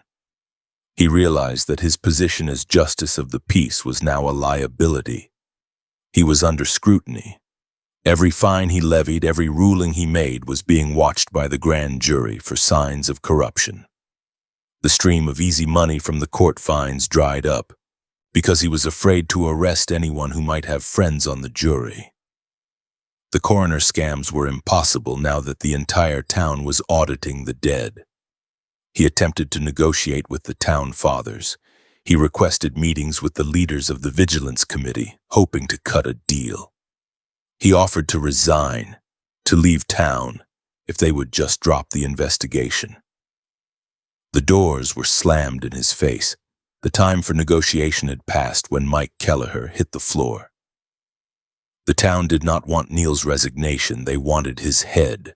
They wanted the money back. They wanted justice for the months of terror they had endured. The environment in the town became thick with paranoia. Every stranger was a potential spy for the grand jury. Every shadow held a potential vigilante.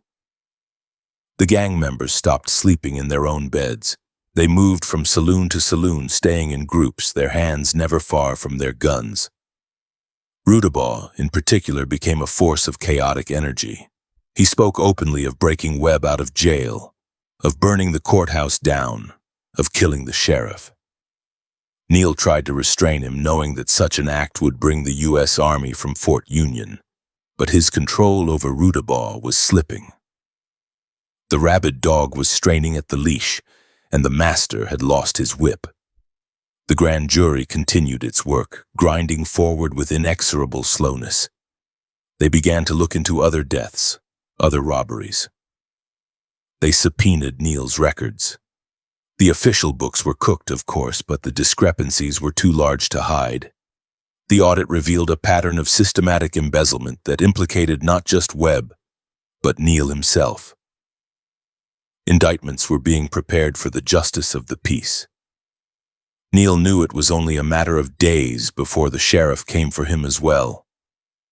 The weather in mid-March mirrored the mood of the town, gray, blustery, and unforgiving. The wind kicked up dust storms that obscured vision and stung the skin. In the midst of this gloom, the psychological dominance of the gang collapsed. They were no longer the predators, they were the cornered rats. The citizens walked with a new purpose. They looked the deputies in the eye. They did not step off the sidewalk. The power dynamic had inverted. The badge, once a symbol of terror, was now a mark of the target. One specific incident illustrated the loss of control. Mysterious Dave Mather, usually the most stoic of the group, was involved in a minor altercation with a railroad clerk. In the past, Mather would have pistol-whipped the man and thrown him in jail. This time, a crowd gathered immediately. They did not intervene physically, but they stood and watched, silent and menacing. Mather, sensing the hostility of 50 men, backed down. He walked away, leaving the clerk unharmed. It was a small moment, but it signaled the end. The fear was gone. Hyman Neal began to make his exit strategy. He quietly began to liquidate his assets. He moved cash from the safe in his office to a belt he wore beneath his clothes. He burned papers in the cast-iron stove, the black flakes of ash floating up the chimney and settling on the roof. He knew the empire was over.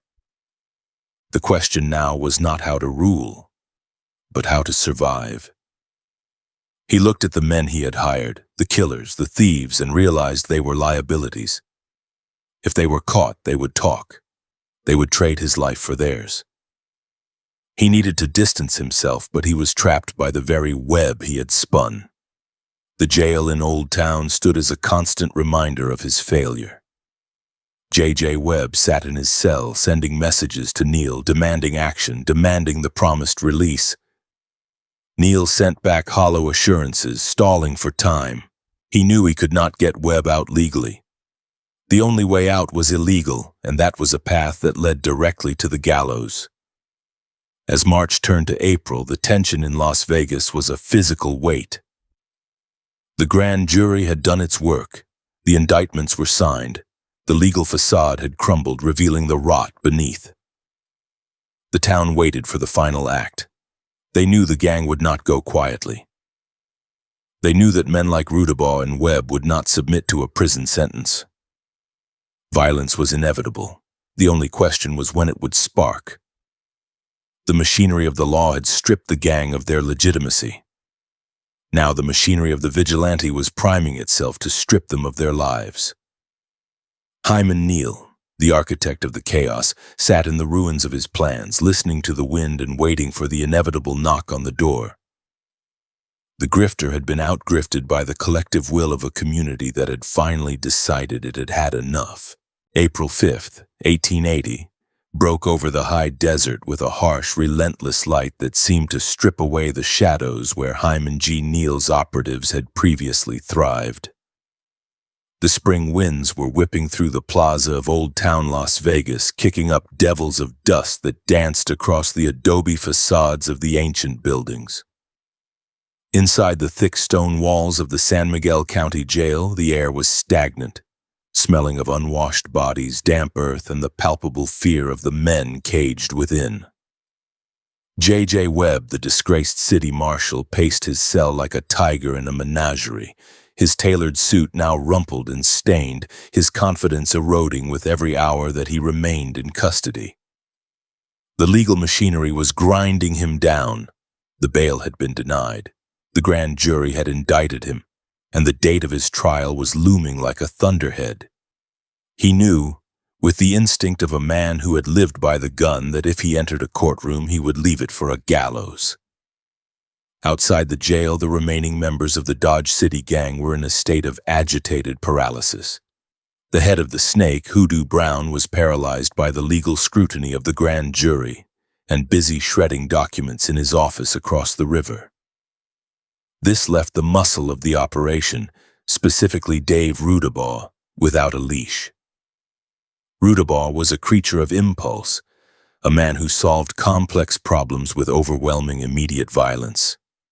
He viewed the incarceration of Webb not as a legal setback, but as a personal insult and a tactical failure. He did not believe in lawyers or writs of habeas corpus. He believed in the efficacy of a Colt 45 and the element of surprise. Throughout the morning, Rudabaugh had been drinking heavily in the saloons of East Las Vegas, his mood darkening with every glass.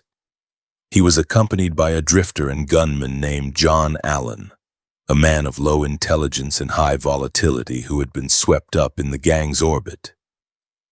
Rudabaugh ranted to Allen that the town had betrayed them, that Webb was being held as a political prisoner by the greasers in Old Town, a derogatory term he used to strip the legitimate Hispanic authorities of their humanity.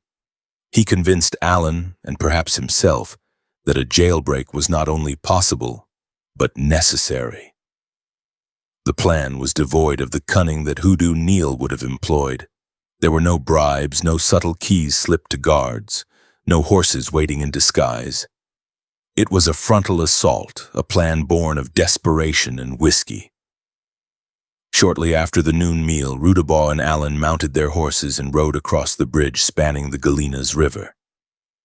They moved openly, their dusters flapping in the wind, their hats pulled low. They did not ride with the caution of men about to commit a felony. They rode with the arrogance of men who still believed they owned the territory. They crossed the invisible line that separated the Anglo-commercial district from the Hispanic county seat. The residents of Old Town, seeing the two heavily armed men riding toward the plaza, stepped quickly into their doorways.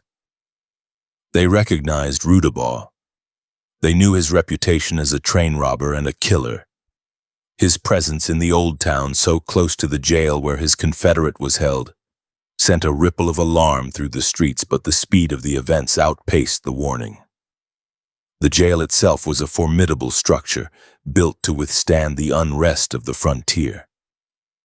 It was guarded by Antonio Lino Valdez, a man of the community who took his duties with solemn seriousness. Valdez was not a gunman in the mold of the Dodge City gang. He was a jailer, a keeper of the keys, a man who represented the stability of the county government. He sat in the guard room separated from the cells by heavy iron doors. He was the only obstacle standing between J.J. Webb and freedom. He was also the only thing standing between the rule of law and absolute anarchy. Rudabaugh and Allen dismounted in front of the jail, tying their horses to the rail with deliberate slowness. They checked their weapons. Rudabaugh carried a revolver on his hip and likely a concealed hideout gun. Allen was similarly armed. They walked up the steps of the jail, the sound of their boots echoing on the wood. They did not kick the door down. They knocked, or perhaps simply entered the antechamber, presenting themselves as visitors or men with business. Valdez looked up from his desk.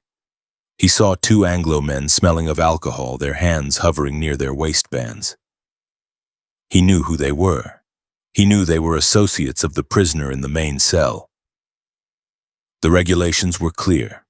No unauthorized visitors, especially not men of this caliber. Valdez stood up, blocking the path to the cell block. He was a single man facing two, but he had the authority of the territory behind him. He ordered them to leave. He stated that Webb was allowed no visitors without the sheriff's written permission. The confrontation was brief and brutal. Rudabaugh did not come to debate the finer points of visitation rights. He demanded the keys. Valdez refused. The refusal was the trigger. Rudabaugh, whose temper was a hair-trigger mechanism, drew his revolver. It was a move he had made 100 times in card games and cattle disputes. But this was not a dispute. It was an assassination. At point-blank range, he fired. The sound of the gunshot was catastrophic in the small enclosed space of the guardroom. The heavy lead slug struck Antonio Lino Valdez, driving him back against the wall or dropping him to the floor instantly. The violence was shocking in its intimacy. Valdez was not an armed combatant in a street duel. He was a civil servant doing his job. He slumped to the ground, his lifeblood pumping out onto the stone floor, staining the very foundation of the jail. The shot did not open the cell door. In his dying moments, or perhaps simply due to the mechanics of the lock, Valdez did not surrender the keys. Rudabaugh and Allen scrambled, trying to find the ring, trying to force the heavy iron door that separated them from Webb. Webb, hearing the shot and the commotion, shouted from his cell, rattling the bars. He knew that his friends had come, but he also knew by the sound of the single shot and the lack of the key turning that the attempt was failing. The noise of the gunshot blasted out into the plaza, alerting every deputy and citizen within a half-mile radius. The element of surprise evaporated instantly. Sheriff Romero's deputies, who were quartered nearby, grabbed their rifles. The shopkeepers of the plaza, who had been on edge for months, rushed into the street. Rudabaugh, hearing the shouts and the pounding of running feet, realized the trap was closing. The keys were inaccessible, or the lock was too complex to pick in the panic of the moment. The rescue had failed. The murder, however, was a success. Rudabaugh and Allen abandoned the jailbreak.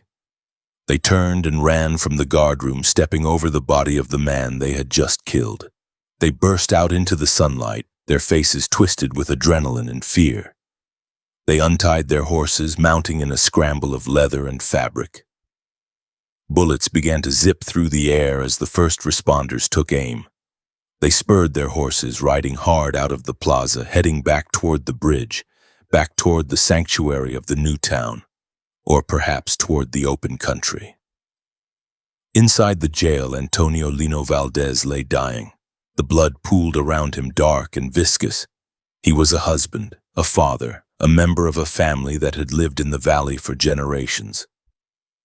His death was not a statistic, it was a martyrdom. The news of the shooting spread through Old Town with the speed of a physical shockwave. "They shot Valdez! The Tejanos killed the jailer!" The cry went up from the adobe houses. Men who had previously been content to let the Anglos kill each other in the saloons of the new town now felt the rage of a violated people. This was an attack on their own. Hyman Neal, in his office across the river, likely heard the commotion or received the news within minutes. The color must have drained from his face. The killing of Mike Kelleher had been a disaster because it alienated the merchants.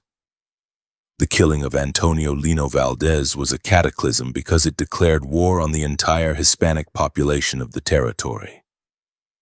Neal knew with crystal clarity that Rudabaugh had just signed the death warrant for the gang. There was no spinning this. There was no justifiable homicide verdict he could engineer. A jailer had been murdered in cold blood during a failed prison break. It was an act of terrorism. Rudabaugh and Allen did not immediately flee the territory. They retreated to the darker corners of East Las Vegas, perhaps thinking they could brazen it out or hide until nightfall. But the sanctuary of the new town was dissolving. The Anglo merchants, hearing of the murder, were horrified. They realized that the gang was completely out of control. If they would storm the county jail and kill a guard, no bank or store was safe.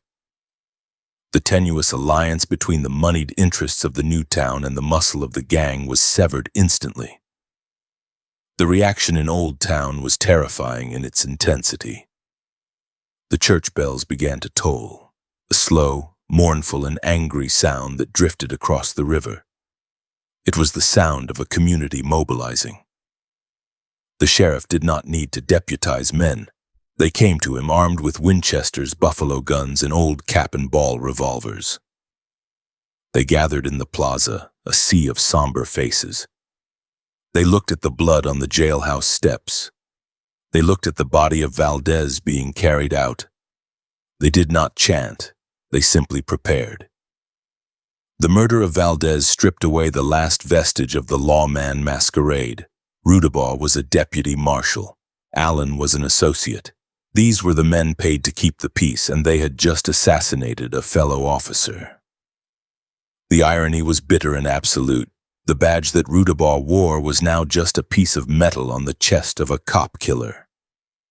As the afternoon wore on, the sky began to darken, both literally and metaphorically. The wind picked up, howling through the eaves of the buildings. Hyman Neal sat in his office, isolated. His deputies, the ones who weren't involved in the shooting, stripped off their badges and disappeared, terrified of the retribution that was coming. Neil checked his revolver. He checked his money belt. He knew he could not stay in Las Vegas much longer. The buffer between him and the rope had been Antonio Lino Valdez, the symbol of the orderly administration of justice. Now that Valdez was dead, the mob was the only law left. J.J. Webb, sitting in his cell, listened to the silence that followed the chaos.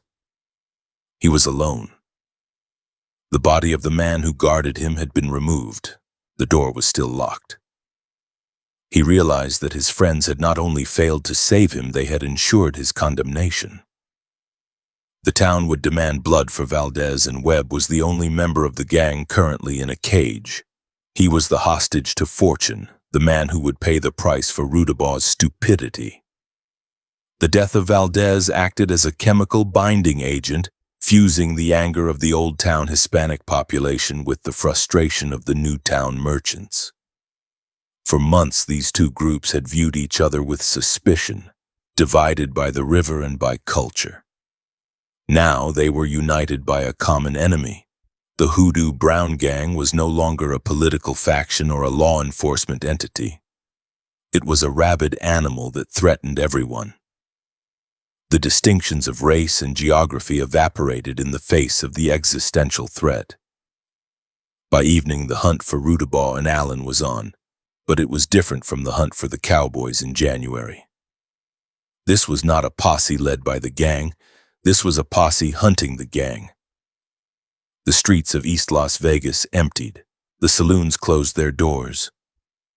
The piano music stopped. The only sound was the clatter of hooves and the racking of lever-action rifles. The blood on the jailhouse steps had stained the entire town. It was a stain that could not be washed away with water. It could only be scrubbed out with a purge. Hyman Neal looked at the calendar. April 5th, 1880. It was the day his empire officially died. The grifts, the coroner scams, the protection rackets, all of it was rendered obsolete by the bullet that killed Valdez. Violence, which Neal had used as a tool of control, had now become the master. He had ridden the tiger for months, but the tiger had thrown him and was now turning to devour him. The night fell heavy and cold. In the homes of the old town, candles were lit for the soul of Antonio Lino Valdez. Prayers were murmured, but in the sheds and the stables, guns were being oiled. The time for prayers would end with the sunrise. The town had been pushed too far. The law had failed them. The courts had been too slow. The jail had been breached. The only option remaining was the Vigilance Committee. The notice that had been drafted in secret was retrieved from a drawer. The paste was mixed. The hammers were readied. Tomorrow the town would speak, and its voice would be the sound of 1,000 men marching as one. The blood of the jailer cried out from the ground, demanding an answer, and Las Vegas was prepared to give it. April 8th, 1880, began not with the rising sun, but with the rhythmic, mechanical clatter of the printing press inside the offices of the Las Vegas Daily Optic, a sound that signaled the industrial production of a death warrant for the criminal administration of Hyman G. Neal. The morning light filtered through the dusty windows of the newspaper office on Railroad Avenue, illuminating the floating particulates of lead and paper dust as the typesetters worked with a grim, silent urgency. They were not composing the daily news, the cattle prices, or the railroad schedules. They were arranging heavy block letters into a declaration of war. The text they were locking into the chase was brief, brutal, and devoid of legal ambiguity. It was a manifesto of the Vigilance Committee, a document that would become the most famous artifact of the Las Vegas War. The ink was black and thick, smelling of linseed oil and varnish, a scent that would soon blanket the town as the broadsheets were pulled one by one from the press. The physical production of the flyers was the first act of the day's rebellion. The men operating the press were not just employees, they were agents of the public will. Once the ink was dry, the stack of notices was handed over to a group of solemn-faced messengers who fanned out across East Las Vegas. They carried hammers and nails, the tools of the carpenter now repurposed for the work of the executioner. They walked to the telegraph poles, the wooden sidings of the saloons, the walls of the depot, and the entrance of the post office. With sharp, decisive blows, they affixed the notices to every vertical surface in the district. The sound of the hammers echoed down the streets, a percussion section announcing the end of the overture and the beginning of the finale. The notice was impossible to ignore.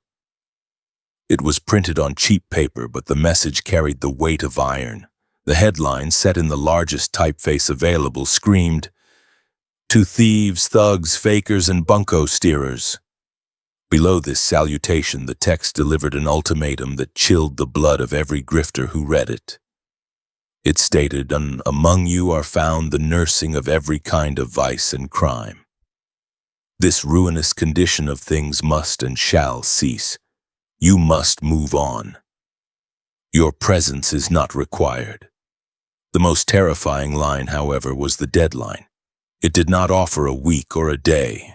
It stated, "We will give you until 10 o'clock p.m. to clear out." The signature at the bottom was not a name, but a collective noun. The Vigilance Committee. Hyman Neal, sitting in his office or perhaps pacing the floor of his private quarters, would have read the notice within minutes of its posting. He was a man who understood the power of the written word. He had used it to forge warrants and manipulate ledgers for months. Now the written word was being used to dismantle him. He saw the specific phrasing, "bunco steerers," and knew it was a direct reference to the economy he had fostered. The deadline of 10 o'clock was a tactical masterstroke. It gave the criminals 12 hours to experience the mounting dread, 12 hours to pack their bags and flee, or 12 hours to arm themselves for a suicidal last stand. It also gave the vigilantes 12 hours to assemble their army. The reaction on the streets of East Las Vegas was immediate panic. The criminal ecosystem that Neal had built was fragile, held together by the belief that the law offered protection. That belief evaporated the moment the notices went up. The petty thieves, the three-card Monte dealers, and the pickpockets read the writing on the wall, literally, and understood that their immunity had expired. They saw the shopkeepers standing in their doorways, arms crossed, watching them with cold, hard eyes. They saw the way the locals touched the brims of their hats to one another, a silent code of solidarity. The rats began to scurry. The boarding houses that catered to the transient criminal element became hives of frantic activity. Men threw clothes into carpet bags. Women in the brothels packed their trunks. The stagecoach office was besieged by people demanding tickets to Santa Fe, to Albuquerque, to anywhere that was not Las Vegas. However, the core of the Dodge City gang, the men like Rudabaugh, Pickett, and the inner circle surrounding Hoodoo Brown, were not men who ran from a piece of paper. They were killers. They viewed the notice as a bluff, or perhaps as a challenge. They gathered in the saloons, drinking to steady their nerves, checking their weapons. They believed with a fatal arrogance that they could shoot their way out of this just as they had shot their way into power. They did not realize the scale of the force arrayed against them. This was not a posse of 10 men, this was a mobilization of the entire citizenry. As the afternoon sun began its descent, casting long golden shadows across the plaza, the Vigilance Committee began to materialize. They did not assemble in a disorderly mob. They gathered with military precision. The warehouse behind the mercantile store served as the armory and command post. Men arrived carrying Sharp's buffalo rifles, Winchester repeaters, and double-barreled shotguns loaded with buckshot. These were not the fancy nickel-plated revolvers of the gamblers. These were the heavy utilitarian weapons of the frontier, designed to drop a 1,000-pound animal at 300 yards. The men holding them were the merchants, the freighters, the railroad engineers, and the ranchers. They wore heavy coats against the evening chill, and many pinned white handkerchiefs to their arms or hats, a uniform improvised on the spot to identify friend from foe in the coming darkness. The unification of the town was total. The bridge across the Galenas River, which had served as a psychological and legal barrier between the Hispanic Old Town and the Anglo New Town, became a highway of cooperation. A contingent of men from Old Town, armed and grim, marched across the bridge to join their Anglo counterparts. The murder of Antonio Lino Valdez had erased the racial divide. The Hispanic community and the Anglo community were now fused into a single instrument of retribution. They were no longer two towns. They were one army united by a common hatred of Hoodoo Brown and his wolves. The hours ticked by with agonizing slowness. 6 o'clock, 7 o'clock. The sun vanished behind the mountains and the sky turned a deep, bruised purple. The street lamps were lit, casting pools of yellow light on the empty boardwalks. The ordinary citizens, the women, children, and unarmed men, had retreated indoors, barring their shutters. The streets belonged to the combatants. The silence that descended on the town was heavy, broken only by the distant whistle of a train shunting cars in the yard. The saloons, usually raucous with piano music and shouting, were subdued. The bartenders wiped down the counters, eyes darting to the clock, waiting for the stroke of 10. Hoodoo Brown, the justice of the peace, the coroner, the man who had fancied himself the king of the high plains, found himself isolated in a way he had never experienced. His deputies had deserted him. The telegraph wires were likely watched or cut. He could not arrest 300 armed men. He could not issue warrants against a committee that included the town's wealthiest bankers. He was trapped in the very web of geography he had exploited. To the west lay the vengeful Old Town. To the east, the endless plains. And surrounding him, a tightening noose of vigilantes. He remained in his quarters, perhaps hoping that his official title would still offer some shield, some diplomatic immunity. It was a delusion. At 9:30, the vigilantes began to move. They formed squads, patrolling the streets in groups of 10 and 20. They walked in the center of the road, boots crunching on the gravel, weapons held at the ready, port arms. They did not shout. They did not run. They moved with the inexorable, crushing momentum of a glacier. They swept through the red light district, entering the dance halls and the gambling dens. The command was simple: get out. They did not engage in debate. They simply pointed to the door and then to the train station. The patrons, seeing the wall of gun barrels, evaporated. The dealers swept their coins into bags and fled. The sheer physical presence of the Vigilance Committee was a weapon more potent than any bullet.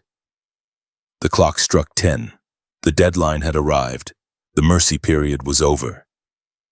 The main body of the vigilantes converged on the plaza of East Las Vegas. They surrounded the specific buildings known to harbor the gang leadership. The confrontation was not a shootout. It was a siege. Hundreds of rifles were trained on the windows and doors. The leaders of the committee, men whose faces were covered or shadowed, called out the names of the men they wanted. They demanded the surrender of the thugs listed on the notice. Hyman Neal was taken into custody during this sweep. The details of his capture were stripped of the dignity he cherished. He was not arrested by a marshal with a warrant. He was seized by a group of armed citizens who did not care about his law degree or his ledger. They entered his sanctuary, disarmed him, and dragged him out into the street. The man who had sent so many to their deaths with a stroke of his pen now found himself looking into the muzzles of his neighbors' guns. He was not killed on the spot, perhaps because his position as a judge still carried a vestigial taboo against summary execution, or perhaps because the leaders of the Vigilante Committee wanted to ensure the dismantling of his legal apparatus was permanent. He was placed under heavy guard, a prisoner of the very people he had claimed to protect. With the head of the snake secured, the vigilantes turned their attention to the body. The sweep of the town intensified. They moved from building to building, kicking open doors, checking the back rooms of the saloons. Any man found who was known to be a member of the gang or a bunco steerer was dragged out. They were not given trials. They were given a choice, the train or the rope. Most chose the train. A procession of the defeated began to form, heading toward the depot. It was a parade of humiliation. The sharpers, the toughs, the men who had swaggered through town only yesterday were now marching with their hands in the air, prodded by the barrels of Winchesters. The scene at the railroad depot was apocalyptic. A special train, or perhaps a scheduled freight, was waiting on the tracks, the engine idling, steam hissing from the valves. The vigilantes corralled the criminals on the platform. The passengers were stripped of their weapons. Piles of revolvers, knives, and brass knuckles grew on the wooden planks of the platform. The men were shoved into the boxcars and the passenger coaches. They were told in no uncertain terms that if they were ever seen in Las Vegas again, they would be hanged immediately. The atmosphere was thick with the smell of coal smoke and fear. The stark light of the locomotive's headlamp cut through the darkness, illuminating the faces of the exiled. Some wept, others cursed.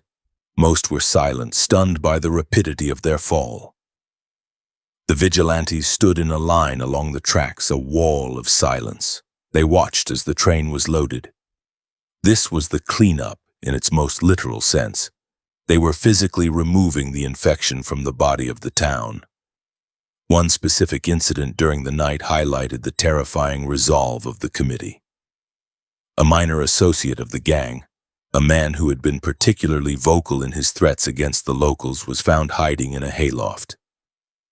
He was dragged down and brought to the windmill, the same windmill where West and Dorsey had died. The rope was produced. He was not hanged, but he was half-hanged, hoisted up until he lost consciousness and then dropped, a mock execution designed to terrify him into permanent exile. When he was revived, he was allowed to run, sprinting into the darkness of the prairie, leaving his boots and his dignity behind. It was a message. The windmill is hungry, and next time we will not cut the rope. Dave Rudabaugh, the killer of the jailer, was nowhere to be found in the initial sweep. He had likely slipped out of town the moment the notices went up, or he was hiding in the hills watching the lights of the town from a distance. His escape was a source of frustration for the mob, but the primary objective had been achieved. The structure of the gang was shattered. The army that Neil had relied upon was currently steaming east on the Atchison, Topeka, and Santa Fe, or scattering into the scrub brush. By midnight, the streets of East Las Vegas were empty of the criminal element. The saloons were dark. The gambling tables sat overturned. The silence that settled over the town was profound. It was the silence of a battlefield after the guns have fallen silent. The Vigilance Committee did not disband immediately. They maintained their patrols throughout the night, walking the beats that the corrupt marshals had once walked. They checked the locks on the doors. They guarded the bank. They guarded the jail where the few remaining prisoners were held. Hyman Neal sat in his confinement, listening to the boots of the men outside. He realized that his life as Hoodoo Brown was effectively over. He had gambled everything on the idea that greed would always overpower civic virtue, that men would tolerate any abuse as long as there was money to be made. He had been wrong.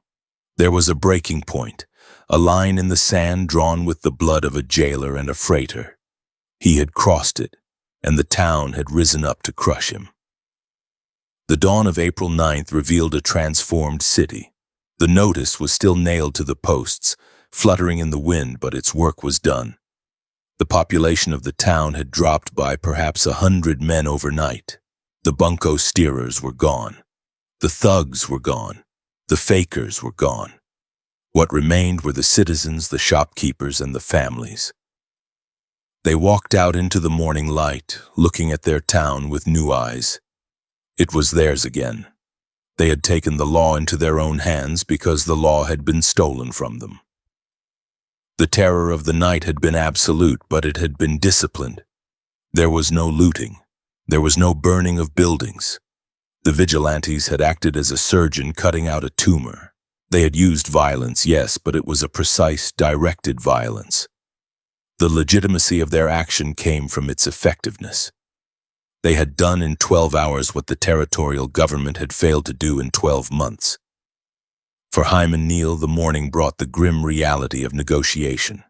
He was alive, which was a miracle in itself, likely due to his connections or the intervention of a few cool heads who wanted to avoid the scandal of lynching a judge.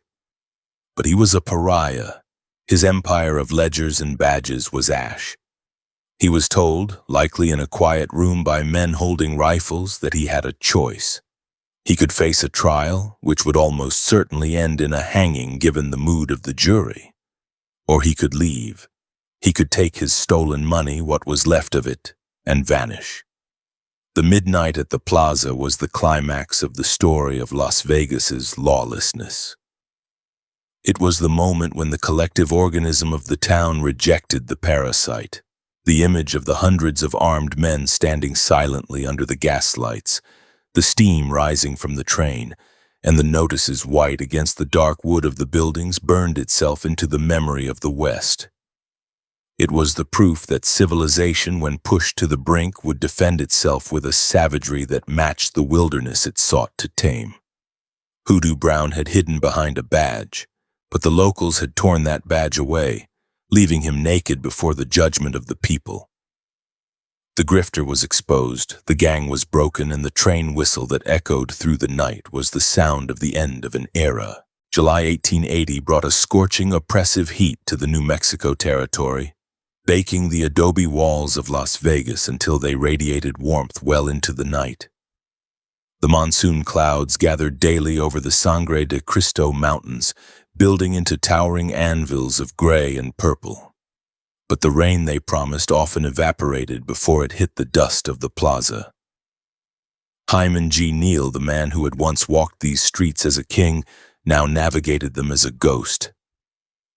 The legal immunity he had constructed with such meticulous care had been dismantled, brick, by the relentless grinding of the grand jury and the visceral threat of the Vigilance Committee. He was no longer the justice of the peace. He was a defendant, stripping him of the title that had been his shield and his weapon. The indictment for larceny, stemming from the theft of Michael Kelleher's money, hung over his head like a guillotine blade, held up only by the flimsy rope of legal delays and the expensive maneuvering of his defense counsel. Neal sat in the small, stifling room that served as his temporary sanctuary, listening to the buzzing of a fly against the window pane. The silence of his former associates was deafening. J.J. Webb was rotting in the Old Town jail, awaiting a trial that promised a hangman's noose. Dave Rudabaugh was a fugitive riding the outlaw trails somewhere in the vast, hostile wilderness, hunted by every sheriff in the territory. Mysterious Dave Mather had vanished into the ether, likely drifting toward Texas or Colorado, leaving Neal to face the music alone. The Brotherhood of Wolves had dissolved, leaving the architect of the pack to answer for the carnage. The reality of Neal's situation was grim. The town of Las Vegas had moved on. The Vigilance Committee, having successfully purged the criminal element in April, had returned to their businesses, but their eyes remained watchful. They viewed Neal not with fear, but with a simmering contempt. He was the remnant of a disease they had cured, a loose end that the courts were expected to tie off. However, Neal possessed one final asset, the instincts of a grifter. He knew that a cornered animal dies if it fights, but survives if it finds a hole. He did not intend to stand trial. He did not intend to explain where the Kelleher gold had gone. He intended to disappear. The mechanics of his departure were handled with the same bureaucratic precision he had applied to his corruption. His lawyers, paid with the very funds he was accused of stealing, filed motions for a change of venue, arguing that a fair trial was impossible in San Miguel County. They created a fog of paperwork, a legal smokescreen designed to confuse the prosecution and buy time. In the confusion of the court docket amidst the heat of the summer session, the strict supervision of the defendant relaxed just enough. The specific date of his exit is lost to the chaos of the time, but in mid-July, Hyman G. Neal simply ceased to be in Las Vegas. He did not ride out in a hail of gunfire. He did not stage a dramatic breakout. He likely boarded a southbound train on the Atchison, Topeka, and Santa Fe, the very iron horse that had brought him to the territory a year prior. He sat in a passenger car, perhaps wearing a new hat to shadow his face, and watched the high desert scrub roll past the window. As the train crossed the Raton Pass or headed south toward El Paso, the persona of Hoodoo Brown evaporated, leaving only Hyman Neal, a small man with a heavy suitcase and a dark past. His escape left a vacuum that the legal system rushed to fill with the remaining members of his ring. The full weight of the law, frustrated by Neal's evasion, crashed down upon J.J. Webb. The trial of the former city marshal was a spectacle that drew crowds from across the territory. The courtroom in Old Town was packed to capacity, the air thick with sweat and anticipation. Webb, stripped of his badge and his swagger, sat in the dock and listened as the prosecution laid out the anatomy of the Kelleher murder. They detailed the setup, the shot, and the theft. The defense argued that Webb was a lawman doing his duty. But the jury, composed of men who remembered the terror of the previous winter, was unmoved. They returned a verdict of guilty. The judge sentenced J.J. Webb to hang by the neck until dead. The sentence was a catharsis for the town, a legal validation of the Vigilance Committee's actions. However, the story of the Dodge City gang was not destined to end with a simple execution. Webb, facing death, appealed to the territorial governor. He called upon old friends, utilized the last of his stolen wealth, and managed to secure a commutation of his sentence to life imprisonment. He was not hanged. He was shackled and prepared for a life of hard labor, a fate he had no intention of accepting. While Webb languished in his cell, the wild card of the gang, Dave Rudabaugh, resurfaced in the narrative with a violence that shocked even the hardened frontiersmen. Rudabaugh had not fled to Mexico or California. He had joined forces with a young outlaw named William Bonney, known to the press as Billy the Kid. This alliance of desperados created a new nightmare for the lawmen of New Mexico. Rudabaugh, the killer of the jailer Valdez, was now riding with the most famous bandit in the West. They terrorized the countryside, rustling cattle and defying authority until December of 1880, when Sheriff Pat Garrett cornered them at a stone dugout in Stinking Springs. The siege at Stinking Springs was a cold, miserable affair. The posse surrounded the rock house, pinning the outlaws down in the freezing snow. After a tense standoff and the death of one of their companions, Bonney and Rudabaugh surrendered. They were starving, frozen, and out of ammunition. Garrett, triumphant, loaded his prisoners onto a wagon and began the long journey to the nearest railhead to transport them to the territorial prison in Santa Fe. The route, by necessity, took them through Las Vegas.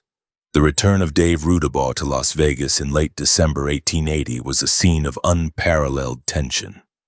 The telegraph wires carried the news ahead of the posse. The killer of Antonio Lino Valdez was coming back. The reaction in Old Town was instantaneous. The Vigilance Committee, dormant since the summer, roared back to life. They did not care about Billy the Kid. Their target was Rudabaugh. They wanted the blood debt for Valdez paid in full. As the train carrying the prisoners pulled into the Las Vegas depot, a mob of over 300 armed men surrounded the tracks. They were silent, grim, and absolutely determined. Sheriff Garrett, seeing the ocean of rifles and the angry faces of the locals, realized he was in a trap. He had the most dangerous men in the territory in his custody, but the danger outside the train car was far greater than the danger inside. The mob leaders demanded Rudabaugh. They shouted that the courts had failed them before, that Neal had escaped, that Webb was still breathing. and they would not let Rudabaugh slip away. They surged toward the train, their hands gripping the railings of the passenger car.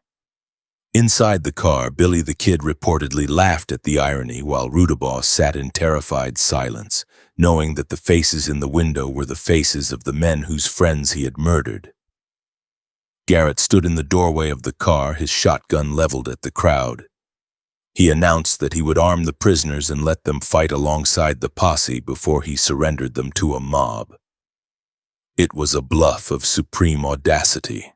The standoff lasted for an hour, the engine hissing steam, the mob surging and receding like a tide. Finally, the engineer, acting on Garrett's signal, opened the throttle. The wheels spun on the icy tracks, gaining traction. The train lurched forward, pushing through the crowd. The vigilantes, unwilling to fire on the sheriff or risk a massacre, stepped back. Rudabaugh was whisked away to the safety of the Santa Fe jail, escaping the windmill by a matter of inches. The final dissolution of the gang played out in the months and years that followed, a slow-motion collapse of the men who had once thought themselves invincible. J.J. Webb, unwilling to rot in prison, orchestrated an escape. He did not shoot his way out. He used the connections and the money that seemed to linger around the gang like a bad smell. He vanished into the American South, taking the name Samuel King. His end was not the violent death of a gunfighter, but the lonely death of a sick man. He died of smallpox in Arkansas in 1882, feverish and unrecognizable, a pathetic footnote to his days of glory. Dave Rudabaugh, the man of uncontainable violence, eventually escaped the Santa Fe jail as well, digging his way out through the adobe walls. He fled south, crossing the Rio Grande into Mexico. There, in the lawless mining towns of the Sierra Madre, he continued his career of predation. But the Mexicans were less tolerant of his brutality than the citizens of Las Vegas. In 1886, in the town of Parral, Rudabaugh shot 2 men in a cantina argument. The locals did not form a committee, they formed a firing squad. They cornered him, killed him, and in a final act of medieval justice, severed his head. The head was placed on a pole and paraded around the plaza, a grisly trophy and a warning to any other gringo gunmen who thought they could rule by the gun. The Wolf of Las Vegas ended as a carnival attraction in a dusty Mexican square. And what of the king? Hyman G. Neal, the man who had set the entire tragedy in motion, the man who had turned a railroad boomtown into a slaughterhouse, drifted into the shadows of history. Reports of his movements were sporadic and unconfirmed. He was seen in Texas. He was rumored to be in Colorado. He returned to the life of the petty grifter, the small-time con artist, stripped of the institutional power he had wielded in Las Vegas. He traveled under aliases, moving whenever the law or his past threatened to catch up with him. The most reliable accounts place his final years in the city of Torreon, Mexico. There, far from the telegraph wires and the memory of the windmill, he lived out his days as a quiet, unassuming man. He did not build another empire. He did not wear a badge. He likely lived off the remnants of the fortune he had squeezed from the gamblers and the dead men of New Mexico. He died, not with a bang, but with a whimper, succumbing to illness or old age, leaving behind a son who bore his name but not his infamy. The hoodoo that had terrified a territory became nothing more than a ghost story told to children, a cautionary tale about the man who tried to steal a city. In Las Vegas, the physical scars of the Hoodoo Brown era began to fade, but the psychological impact remained. The town had been forged in the fire of the conflict. The Vigilance Committee evolved into a legitimate civic body, the Chamber of Commerce and the Town Council. The merchants who had marched with rifles became the mayors and the bankers. The arrival of the railroad had brought the chaos, but the rejection of the chaos had created a community. The division between Old Town and New Town remained, but the bridge across the Galenas was no longer a war zone. The windmill in the plaza stood for years, a silent sentinel. The ropes were cut down. The wood weathered to silver by the sun and the wind, but the memory of the bodies swinging in the winter night lingered. It served as a reminder of the fragility of law and the terrible power of a people pushed too far. The graves of Joe Carson, Michael Kelleher, Antonio Lino Valdez, and the nameless drifters killed by the gang were slowly covered by the drifting sands of the high desert. By the turn of the century, Las Vegas was a respectable city of brick buildings, electric lights, and paved streets. The rough shanties of Railroad Avenue were gone. The sounds of the gunfights were replaced by the sounds of commerce. But in the archives of the courthouse, in the dusty ledgers written in Hyman Neal's own hand, the evidence of the theft remained. The rows of numbers, the falsified inquests, the warrants for the innocent, they were the fossilized remains of the beast that had lived in the heart of the town. The story of Hoodoo Brown is the story of the American frontier in microcosm. It is the story of the collision between the anarchy of the wilderness and the order of civilization, and the violent spasm that occurs when the two meet. Neal was the personification of that anarchy, a man who tried to wear the mask of order to feed his own greed. He failed because he underestimated the one force stronger than gold or gunpowder, the collective will of a community to survive. He hid behind a badge to run a criminal empire until the locals took the law into their own hands, and in doing so, they defined the very nature of justice in the West. The devil they knew was a man in a suit. The devil they didn't know was the violence they were capable of inflicting to rid themselves of him. And when the dust finally settled on the plaza, the devil was gone, leaving only the wind to whistle through the empty jail cells.